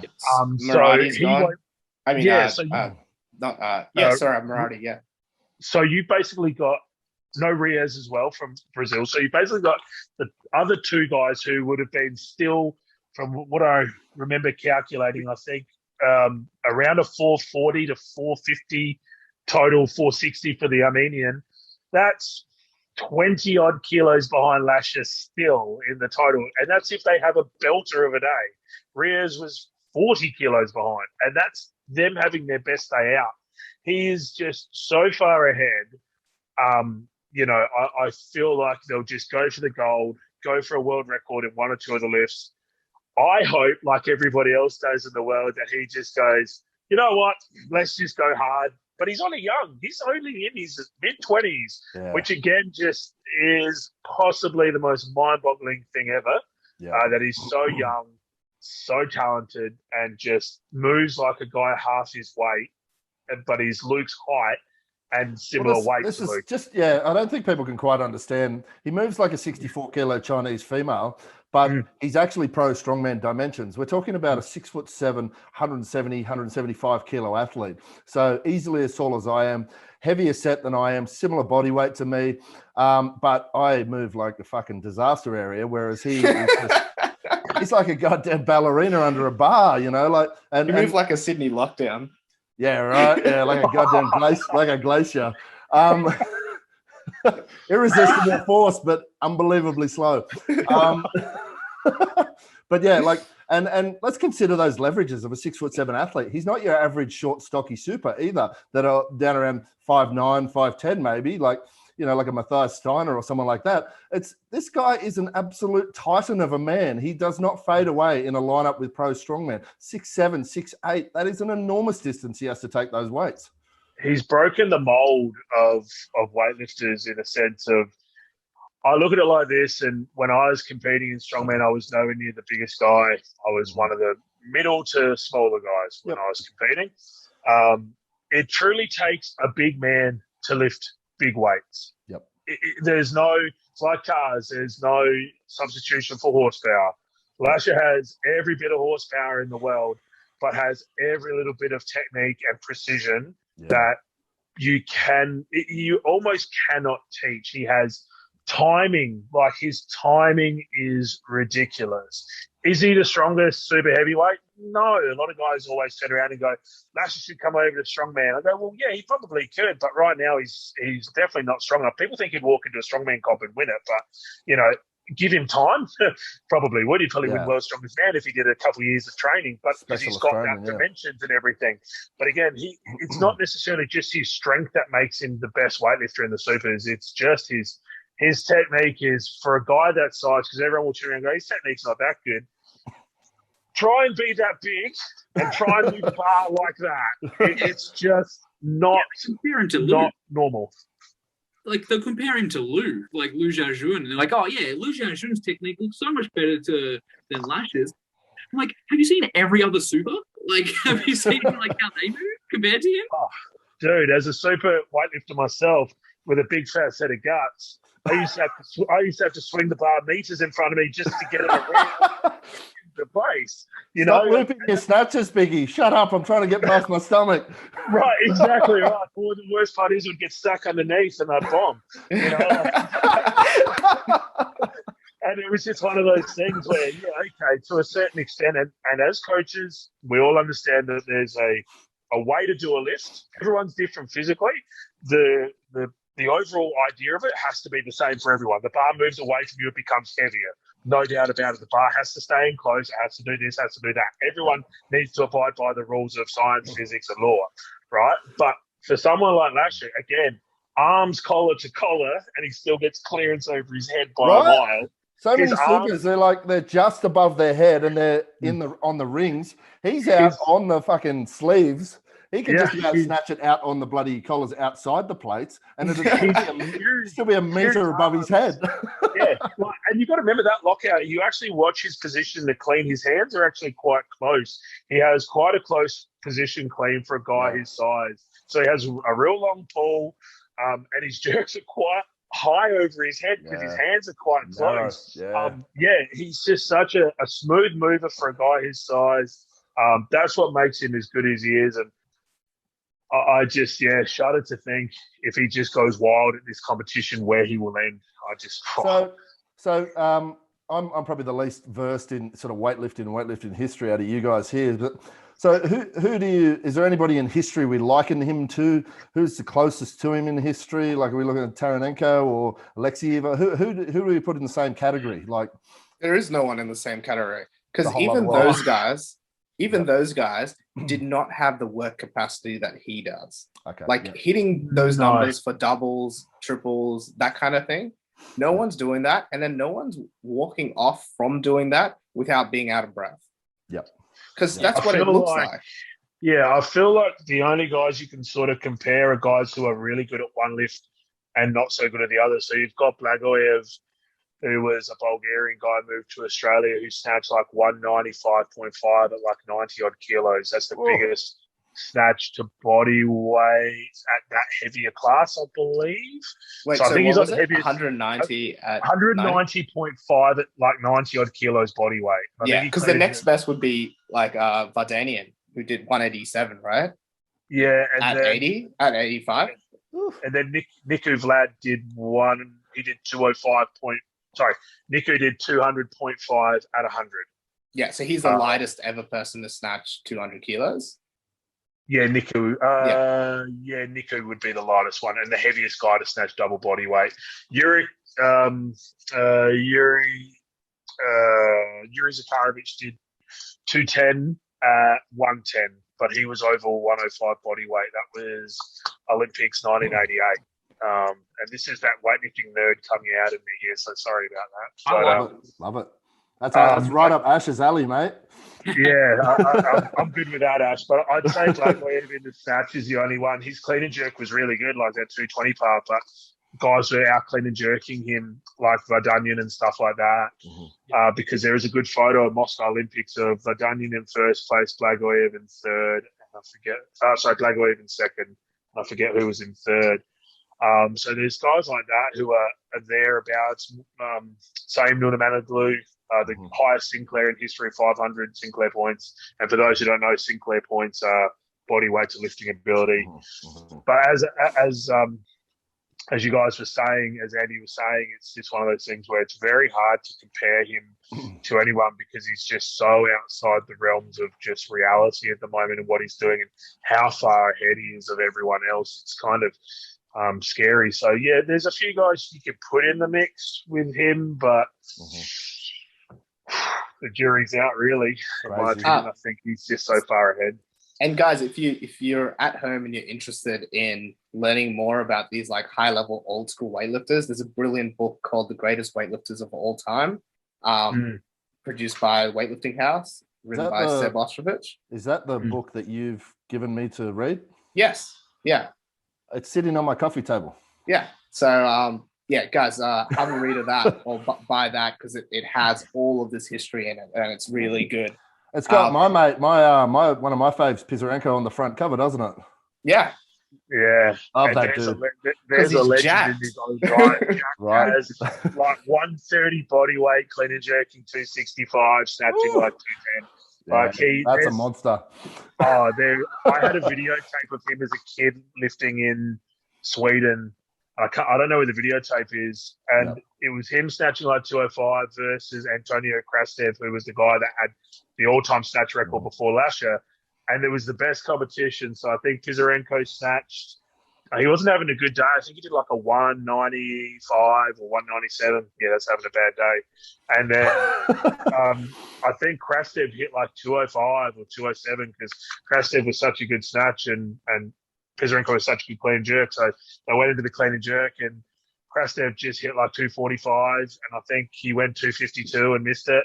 I think Pizarenko came out in his opener on like 250 and then went for the win on his second and then called it. So it's really cool comp. But yeah, like Pizarenko was just so shredded for stereos. So yoked, just like down with the thickness. And Just- that damn moustache, Biggie, stop it. Oh, stop it. Mate, it's the thing of jealousy sitting right here. Don't you worry about it. You know, good moustache, shredded body. I've got a shit moustache and a shit body. Actually, something that you mentioned before that was interesting, Biggie, was like you were talking about balancing the variables for training for Lasha. And something that's really interesting that we see Lasha do a lot is movements that either really increase his range of motion, but obviously are going to decrease weight. So like things like these no contact, really high pull muscle snatches and stuff. And I wonder if he does those or his coaches program those, not because they're good exercises for him to get better at snatching and or clean and jerking, but potentially because they are a way of reducing fatigue. Deloading. Yeah, 100%. Or managing fatigue. Really interesting that you've seen that, Andy, because I'm thinking the exact same thing. A guy like that is just lifting so heavy so often. It's no different to strongmen, how the pro guys deadlift every second week because they just can't deadlift every week because their body won't handle it. Who deadlifts 400 kilos every week? It's a very difficult thing for them Jerry to do. Pritchett. Yeah, well, that's why he's got a torn hamstring. In every competition. Right, but this is one of those things. It's interesting, Andy, that you've seen it like that because again, it's one of those things. Monitoring athletes like that, it's just Jerry Pritchett, God. It's just one of those funny things where it's like you look at a guy like that who is just so high up and so good. How do you give him rest time but still help him? Again, when I was younger, watching Chris Ray and Max Del Santo, a whole lot of the really good elite guys here, and traveling interstate, watching a whole lot of the elite guys train, you get to a certain point in your career where you're almost at a point where your technique isn't going to get any better, any worse. It's going to be where it is. How do you go about perfecting that technique that you've got? 2, monitoring your volume and load and making sure you don't overdo it. And 3, exactly sort of how you prep into competitions with that. You know, what's the best way to get better at doing snatches? Doing snatches, right? But how often do you do that at a heavy weight? Or what's a way you can build around a snatch with less volume or less weight, but still making it harder for the athlete? Like you said, how do you do a snatch without doing a snatch? You do a no contact muscle snatch. I love how he does 140 for triples, like it's light, and everyone else is like still having to power snatch it. It's still a ridiculous feat of strength, but it's easy for him. But it's easy for him, yeah. Yeah, and that's the type of thing when you're working with elite athletes at that level. Again, I'll use Chris Ray, for example. When he got to a certain point with his technique, he just basically did snatch, clean and jerk, snatch off the blocks, cleans off the blocks, pulls, squats, and then that's really about it. That was literally all he'd do, and there's a reason why the bloke snatched like 180 and clean jerk 230 as an Australian lifter. Like, you know, there is some trials and that's to be done about doing that. Was he gold Com Games 2006? Yeah, he was at Sydney Olympics. He was gold at Melbourne. And this was a guy as a teenager. As an under 16, he did 160, 200 as a 16-year-old kid. A lot of people lose sight of how good he was as a lifter. I know a lot of people have got issues with his personal side of things, and it is what it is. But as a lifter, this guy, again, 160, 200 as a 16-year-old kid, which no one else is doing that. And as a junior, as an under 20, under 20s at that period of time, he ruined his ankle at 17. He blew out his ankle in a clean. The world records at the time were like 172, 212. He had was under 18, so under 600. He had 2 years to break that record. So he had 2 years to put on 12 kilos in the snatch and 12 kilos in the clean jerk and about 10 in the snatch. So he would have broken world junior records if he didn't blow out his ankle. You know, so there's another guy in Australia. I remember the first time I met him with you down in Adelaide, we're sitting at the Ed there. And remember we were in the back room with that big table. And I sit down next to him, and he just looked like a reasonable, normal, you know, guy that lifts upper body. And I sort of looked down because I was sitting next to him. I looked down. I didn't realize who it was. And I looked down and these fucking quads that were pouring out under the table. I was like, is there like 5 people under that fucking table? His legs were enormous. It was like fucking Dean Lucan Sr. sitting there. And he's wearing these loose jeans. And I kept looking at him. It looked like I was a bloody sex pest or something. I'm like, I couldn't get over the size of his quads. What do you mean looking like a sex pest? and then I flogged him at the Adelaide show. Well, you know what? You bring up a good athlete as well, and Dean Lucan and the way he trained. This opens up a whole lot of the training stuff for guys. Dean Lucan Senior didn't back squat; he just front squatted. That was it. He didn't do back squats. He never did them. He just didn't see the need. He had like the biggest fucking wheels in the history of any human ever. Yeah, and cleaned 240 for 5 singles in a competition. Something like that. Dude, that was outrageous. Yeah, clean 250 in training. Like, this was a guy with, he front squatted 275 for 5 sets of 5. This is back in, we're talking the 80s, so no like knee sleeves, or I think he had like a crappy belt, and that was it. Bit of a crate. So yeah, that's it. And it's interesting, Andy, and I'd be interested to see, like, if you were to run athletes on a Lasha style program, what their improvement would be like, because it's different to coaching youth athletes to coaching masters athletes. I feel like coaching a master or an older athlete would actually be more like coaching a Lasha style athlete, because you're having to really monitor and change things on the recovery status, what they can and can't do. So I feel like coaching Lasha would be just a absolute joy. Would be just, I'm sure any weightlifting coach is sitting here well going, I'd love to coach Lasha, but at the same time would be a task in its own. I also feel like potentially it, he may also be that perfect athlete in the sense that you're like, any stimulus you give him, he's going to get better. It's just making sure that you don't break him. Yeah, so like the muscle snatch, no contact muscle snatch, they're like, look, I tell you what really works for you, Lasha. It's like, let's just go heavy single on the snatch. He does 2 of those at 220, and then it's like, okay, we just need some sort of snatch work until we do that again. And I guess the muscle snatch will fit in there, so we completely deteriorate the skill SRA curve. We're just like, you're just like, I guess like, what should we do for your like back squat? And like, let's just like do a double, and then we'll just do that 2 weeks from now, and we'll just see how that goes. Like, it might be like, they've fallen into the perfect thing to do, because they're just like, well, if we just have him do this like peak intensity once every 9 days, let's just say, he just has to do that. And the rest is just like, as you said before, the fatigue management side of it. So it's just like monitoring the SRA curves and just make sure they don't interfere too much with that peak intensity. So that would be interesting. And I'll circle back to the specificity aspect of the front squats for, was it Dan Lucan, 5x5? Dan Lucan, yeah. Dan Lucan, yeah. So why the fuck does he need to do back squats when they're like, the reason like back squats are super useful for weightlifters is like, let's just make sure we like build absolute back, like leg strength. Mm-hmm. Regards to that, dude, if you can do 275 for a 5x5,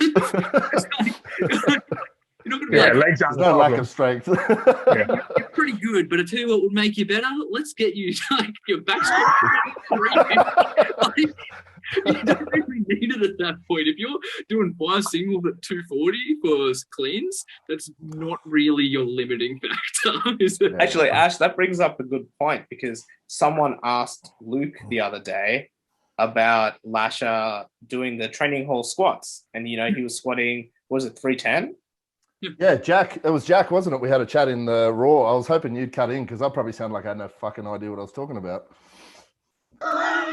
Maybe. Yeah, but no, you did sound like what you were talking about. You knew what you were talking about. Yeah. But basically, Jack was like, it's weird that Lasha's not squatting more. And then Luke was like, replied with, we see it all the time where athletes who should be able to squat more really just stop around that 300 mark. Ilya would only front squat 270 to 280 most of the time, just for a single, but super speed. Like, he clean and jerk 246. Yep.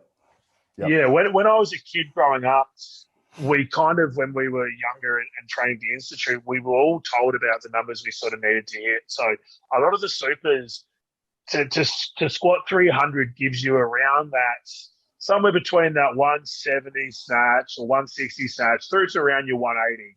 And it gives you a clean and jerk around that 210 to 230, 240 mark for a 300, give or take, back squat. So why do you need to squat more than 300? You just don't need to. Again, now the standard's obviously gone up. I'd say you probably need to squat a little bit more than that. But you've got guys like Martin from Estonia, who's like a 400 back squat, a high bar. He's actually the example I used in that conversation, because Jack's like, none of the super squat heavy. I'm like, well, actually, Martin from Estonia does squat up 360, 370, 380, yeah. Like you said, 400. But, he's one of the few. We all know Lasha probably could high bar 400, but he doesn't need to, like, you know what I mean? You also see Martin bench a lot. So I think it's potentially that this guy just loves the strength lifts as well. You should probably move over to strongman. I feel like Martin seems the type of guy technically that's not as precise as Lasha. So he actually needs to base his training off more strength to actually get better. Some athletes are not going to be as technically precise, as good at timing, et cetera, as Lasha. So he needs to work on what he's got. The dude's a bull. He's strong and powerful. Yeah. So for him to get better, he needs to get stronger. But I guess the old rule of thumb as a super is if you squat around that 300 mark, that's about all you really need. Maybe these days probably a little bit over that. Who was the US guy back in was it 2000? He pressed out some outrage. Was it Matt Hammond? Shane Hammond. Shane Hammond, yeah, came across some bloody powerlifting, had a 1,000-pound squat, could do a standing backflip at something like 170 kilo body weight, and it's just outrageously explosive. Had like a 270 bench press and like a 400 deadlift, and then came over and became Olympic level at weightlifting as well. Like just an absolute animal. Like a 197 snatch and a 232 clean and jerk. And the funniest thing about watching Shane lift was Shane made everything just look so easy. Until he just failed technically. Until it stopped. Oh, dude, he cleaned like a 247 or 242 at a Worlds in Europe somewhere, and he hit the bottom position and just stood up. Like it was one of the. Like it was nothing. Like he was taking the piss out of everybody. But you could just see technically he wasn't as precise. The jerk was shaky up top. There was just little things in his game because he didn't start at 13. 12, whatever age, he just didn't have quite those little preciseness to it. But he was too busy squatting 1,000 pounds. He's possibly probably the heaviest squatter and strongest squatter in weightlifting ever. But that's because he came from that powerlifting background, right? Absolutely. What about what's his name? Mark Henry. Mark Henry. Yeah, well, that's true. But what were his biggest power lifts?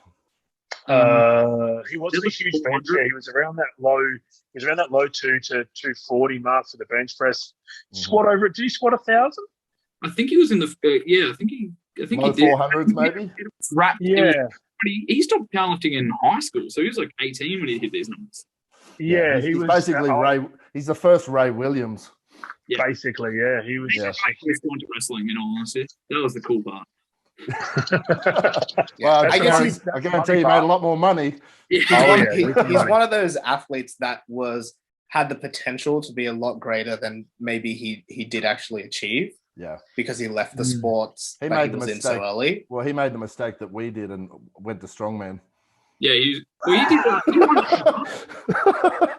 He won the first Arnold. He was the first Arnold champion. Yeah, because he only had to flog Andy Bolton into the ground. There was nobody else in it back then. Yeah, true. Well, yeah. I think that's probably a good place to leave off, and then we do the same thing next week, maybe. I'm going to be honest, man. Like it's one of those things where I don't actually know how long we've gone for here, but it feels nearly like 2 hours. Really? Wow. It literally feels like we could lead on to the next thing. But I know that's why I'm stopping it now. my next question was going to be to you, Andy. Actually, and I'm not going to stop it now because I'm here and I'm going to keep going. I like it. Just as a quick question to you guys is in regards to Lasha's training and stuff like that, and the way you guys train. And this is a question to all three of you: is how do you guys feel as coaches and as athletes, where you guys feel like you go too hard or not enough? Or do you guys feel like, where do you guys, I guess, call the line with volume and stuff like that? And I guess I'll start with you, Andy, and then you guys can go through one after another. With your training, where do you feel like in comparison to what Lasha does? So I have a very balanced approach to training, because I sit in the middle of these two.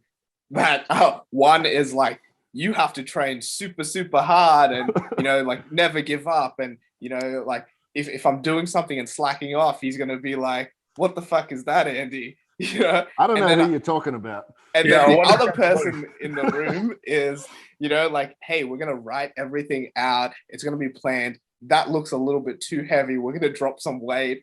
So I feel like in terms of my training, it is super balanced. And I do feel like I have the greatest team around me. Yeah, you do, man. For my training.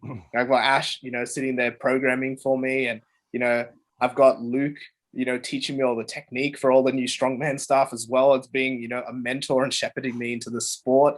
And a great game day coach for me as well. So like, to be honest, I'm spoiled. But yeah, no, so I'm for me as an athlete, I'm very balanced. Me as a coach, I feel like I also sit between the two of them quite well, in the like, hey, we're going to push now. And then, when we're just training, like, I don't really want you to go heavy. I want you to work. But like most of my athletes, like, have huge technical deficiencies. Like, we're going to fix those things first before we even push. Right. But yeah, I don't know. Like, I think that's a great question though. Luke, do you want to go next, and then Ash can go last? Yeah, sure. Yeah. Look, coming from my background, it was always about making yourself hard and tough and strong, and earning that strength through grind and hard work. And it's always, Biggie, as you've witnessed, that toughness without blowing my own horn, that toughness has allowed me to push through some outrageous injuries, catastrophic injuries. 100%, man. Here in Adelaide, mate, the Royal Show. Yeah. That was, to cut you off, man, one of the single greatest feats of just drive and determination. For those who don't know, Luke blew out his knee on event 2 at the Royal Adelaide Show, Strongest Man. And a testament to him as a person and as an athlete, pushed through for one, his own love and want. I know he did it a lot for me because I was promoting it and brought him over, and love him to pieces for it forever and ever. So no, you're not tooting your own horn, Luke. I've known you for so long and understand your toughness and hardness. And trust me, I know 90% of the guys wouldn't do that.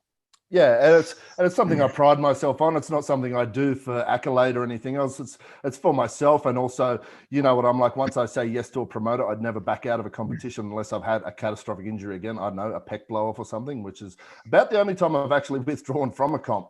But once I've committed, yeah, thanks, Andy. Good spotting. But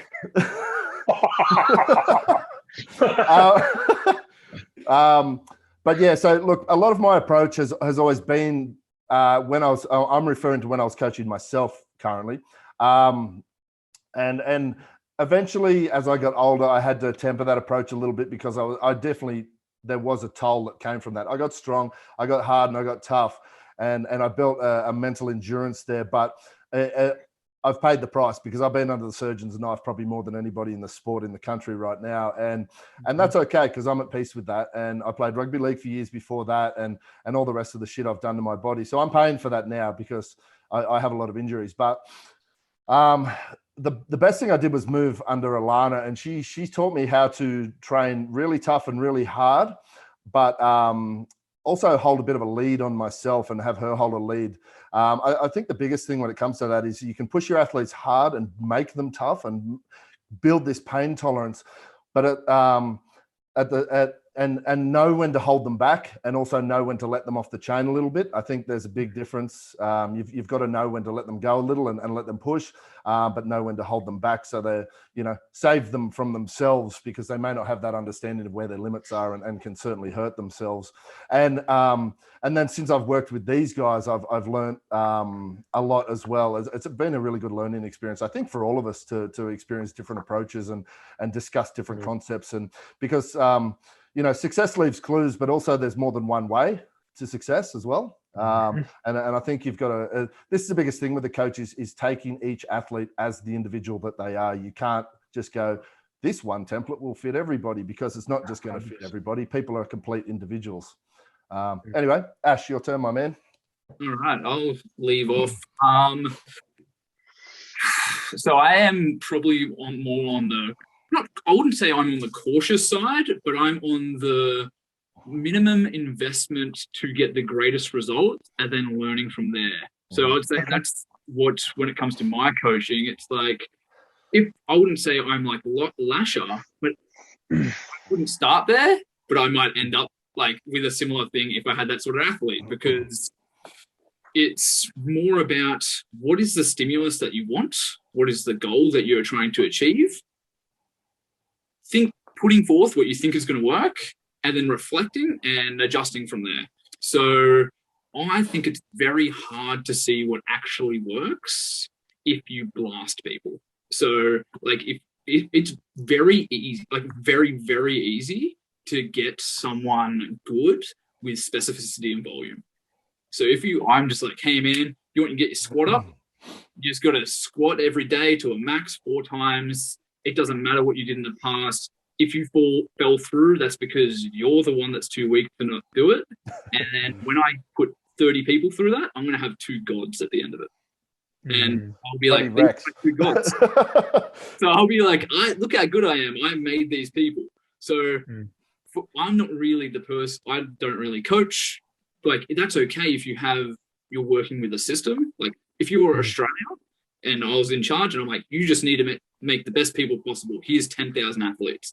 That might be a pretty good approach. But if you're doing, like, people come to us, they're like, I want to be better. And we're like, okay, I will make you better.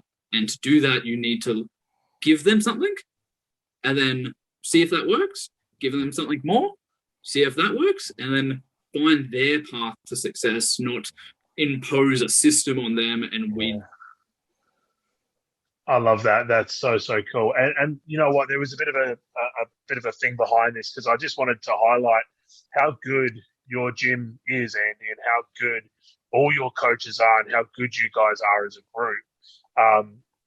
When I heard you and Luke were, after obviously we had the introduction between you two, after I knew you two were coming together, I just knew that you guys would do something massive, and you've all come together, and just sitting here looking at all 3 of you, you're all so different, but you're all so goddamn awesome at what you guys do.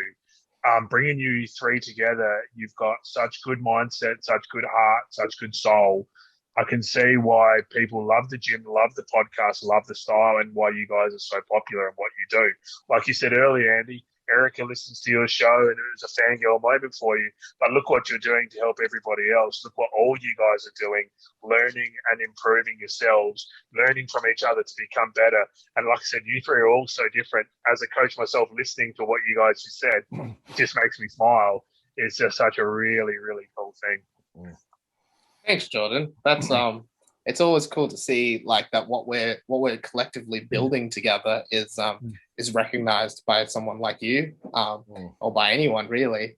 So no, that's cool. Do you mind also sharing like your sort of thoughts on that question that you asked us? What was the question? Look, the question is like. Regards... Sorry, go on, Eddie. No. You asked the question. I guess you know it. Short-term memory loss here. Sit down, you awful man. That's it. I'm going to do a Nixon, just come into the house and wreck the place. So I guess for me, I was very lucky to be schooled by so many good people in my career. As a young kid, I trained so hard. I probably overtrained, and like Luke said, paying for the injuries now. It's that wrestling background, Biggie. It grinds this work ethic into you, mate. Olympic wrestling is tough.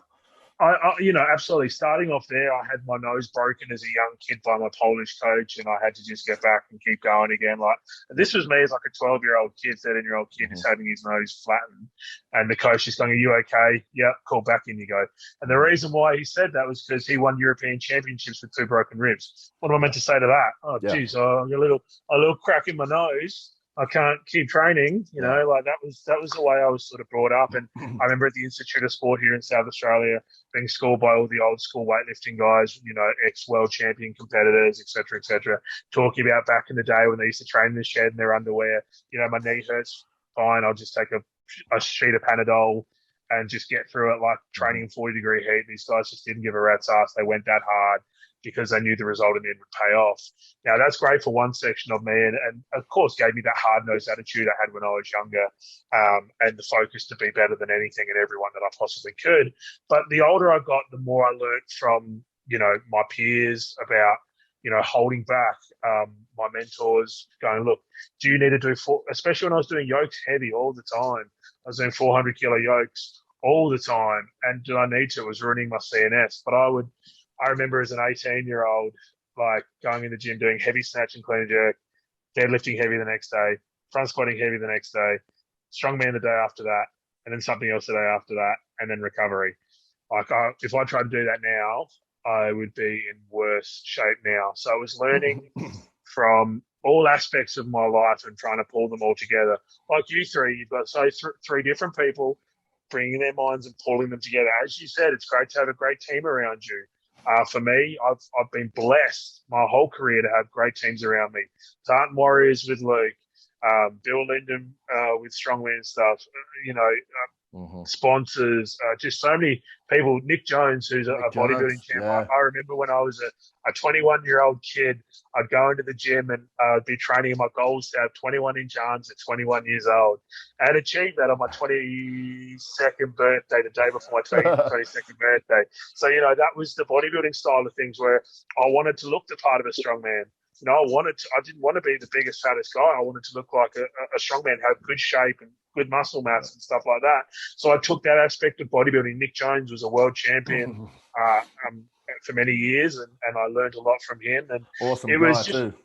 Yeah, you know, a staunch backer of strongmen, you know. And for me, Andy, and you guys, it was getting just the learning curves and chatting to people. And I feel now, getting into the later part of, I guess, now retired, but still wanting to do strength stuff and record stuff, I train very differently now to how I trained before. It's very specialized. I have very big sort of peaks for things and then drop off a bit from there. And going into circus training, using that for an example, and not to drag this out too long, I train very differently now to doing circus because I'm well in excess of being stronger than anyone in circus. But I don't need to be that strong. I just don't need it. I need to be better touch, better feel. I'm trying to nail a 4 high. So 3 people on top of my shoulders, and I'm working with Gravity and Other Myths, who's Australia's best circuits, who Luke got to see a bit of their work here in Adelaide. Awesome. And you've got guys that are, you know, maybe about Andy's size, a little bit bigger, that base 4 highs. You know, and then there's Jordan, big ugly mug, can't even base a 4 high, but he's twice as big and twice as strong as these guys. So it's just learning on what you want to do, how you want to do it, what your, you know, as you're saying, what your stimulus is, what is the end goal to get there, what do you need to do to build up to that situation, and pick people's brains and use everyone to help each other to become better, you know. And for just using the 4 high, for example, the piece of advice that guys give me is get weaker, feel weaker. Why do I want to feel weaker for? So I can feel when the tower moves. Because the tower is so high, when something moves to the top, it takes its time before it hits you. And when it hits you hard. So it's actually going, okay, chase a little bit, chase a little bit, chase a little bit, move. But coming from a strength background like we do, we're all about tight, setting up for a squat, set, down and up. Rush. This, if you take a deep breath and try and set yourself and block what you need to do, it takes a few seconds to get everyone up into place. By the time you get to the top, you're like, you know, having a stroke out, having a heart attack halfway through. So, you know, it's one of those things where you're just learning from so many different people. And again, I've just had another thing, learning circus and learning how to be strong in a relaxed position almost, still blocking hard, but feeling it. Almost like the guys say, feel weak. Be weak because you're plenty strong. Be weak and learn how to move rather than be strong and, you know, fucking it up. Yeah, that's an awesome answer. So I think, like, to finalize this, it's basically take the background of the athlete, take the background of the coach, and then, regress a little bit to where you're going to start from, and then build upon that is the safest way of moving forward, rather than just straight away throwing someone in the deep end. Yep. Get a coach. My biggest advice to anyone that listens to this, if you're a beginner or you're first starting, get a coach. Lasha has a coach. Lou has a coach. Everyone has a coach. Luke is one of our best strongmen in history, and he has a coach. All the best athletes in the world. Usain Bolt has a coach. Yeah. All these guys have coaches, and people. Michael Jordan had multiple coaches. He had personal coaches like Tim Grover, as well as his team coaches, Phil Jackson, Mike Tyson. Yeah. Yep, 100%. They all had these coaches. Guys. I feel like a lot of guys, because again, these days it's so accessible by internet and by everything like that. So yeah, absolutely. You guys, if anyone sees this or hears this in New South Wales and you're looking for a coach, Raw Barbell Club is the place to go. You have 3, 4, 5 of the best coaches in the country at your disposal. Andy, are you doing online coaching as well? Yeah, we coach people all over the world. We'll get some online coaching through Andy as well. Awesome. Legend. Geordie, where can people find you? In lockdown in Adelaide in South Australia. No, look, definitely not at Checkmates where Luke and Colm I'm going to come to Adelaide in South Australia. I'm on Instagram as the King of the Circus, Jordan Steffens or Jordan Biggie, King of the Circus on Instagram. Same for Facebook, King of the Circus, Jordan Steffens. My website, also the King of the Circus. Basically everything I am based off of King of the Circus. So, and then I do have my coaching one as well, which is Coach Biggie and Family. So for anyone that's interested in just seeing what my athletes do, my page is nothing to do with, I don't have too much technical stuff or anything that written up there. A lot of them go in the stories. I tend to share a lot of the stuff. My coaching page is just to show my athletes and just give them a bit of social media, and so you can see how awesome some of these, especially these young athletes coming through are. Yeah, so, Thank you very much. You're coaching some great weightlifters, man, and strong. Yeah, it's an absolute pleasure for me, and I just love seeing the next generation of lifters come through. I've had so many good ones. Jackson Howie, of course, probably the most talented guy I had coming through, has actually gone back to CrossFit. Steph Davies. And I'm working with a young girl named Zali. She's wonderful, lovely person, lovely kid. Great technique. Yeah, she's a great kid. So many others. So again, guys, thank you so much for having me on the podcast again. It was an absolute ball. I'm sure we could talk for hours. And Luke, I'm sure you and me need to do one of these on stories alone. But I just appreciate you guys having me on. Thank you all so much. Legend. Thanks for coming on, Biggie. Appreciate it, my man. Thanks, heaps. Pleasure. All right, guys. Thanks for tuning in to the Raw Barbell Club Podcast 2.0. You can follow Luke at Luke_Blue Mountain_Reynolds on Instagram. You can follow Ash at AshJones_NSS on Instagram. And you can follow me at Train with Andy on Instagram. You can follow Raw Barbell Club on all of our social media. So that's Instagram, Facebook, Twitter, TikTok, and anywhere else you can find us. Make sure you check out our YouTube videos and go check out our new hoodies on the Raw Barbell store. Thank you so much for tuning in, guys, and I'll see you guys next time.